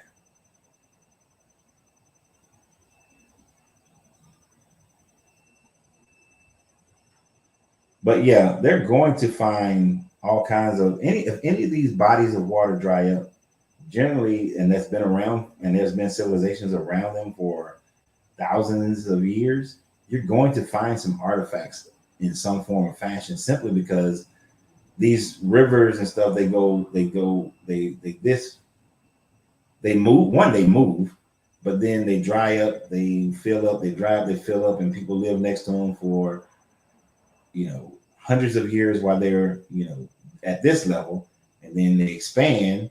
Those areas are submerged, and then when they contract again, like now, you're gonna find the stuff from the people who lived along when the riverbed was was lower. But this would be interesting to research. But it's not gonna. I see this one big head statue that they keep showing. I don't know if that's real. Some of this stuff looks like it's some made up stuff.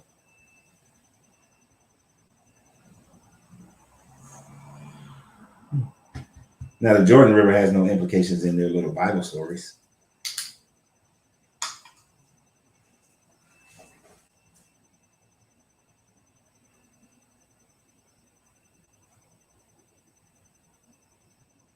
Is the Israeli war a precursor to the government's finally disclosing alien existence?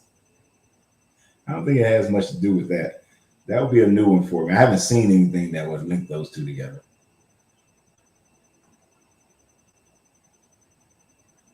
Because they know we can create water. Access to natural water resources will be heavily guarded.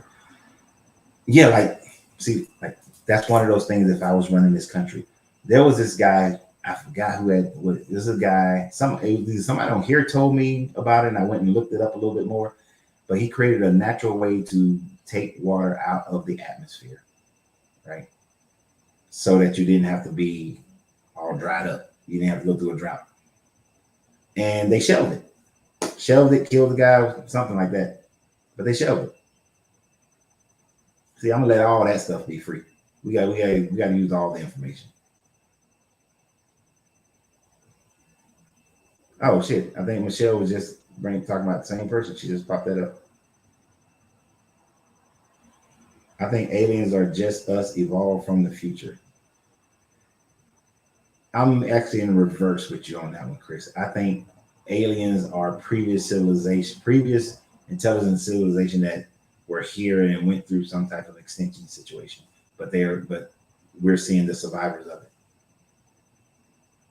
Like they existed prior to the Younger Dryas, and then they're here. And then or it was even something before that. But, ladies and gentlemen, even though I started late, we still been on here for 3 hours. And 3 hours is where I try to count and keep it. And plus, I need to knock out a few things before Angelina gets home, because I'd like to have all my videos done before she gets here to not take away time from our time. So I'm going to have to get off here if I have a chance to eat some lunch and make these videos. So y'all have a great day, and I will see y'all tomorrow. I will be on time tomorrow, I promise. No later than 10:30. We started at 11 today. So y'all have a great, great day. Brian W. Brian Washington. Hey, man. We're going to get your dad at 100% so we can make life a lot easier for you guys. Okay? So we're going to make that happen one way or another. But you're going to have to do the work. I just provide the information. All right. So we will talk tomorrow. Tomorrow's what, Thursday? Yep. So see you guys tomorrow. Remember, always, you got to free yourself to be yourself, because your greatness is non-negotiable. Share all the damn videos. The ones I posted. See, I asked who saw that video about that yesterday's videos, and people was like, no. Most of y'all said yes, but no. Share the videos. Go watch the video and share them. And I appreciate it, because that's why we're gonna be able to do this thing. And y'all have a great day. Remember, and always good journey, good vibrations, and I'll see you tomorrow.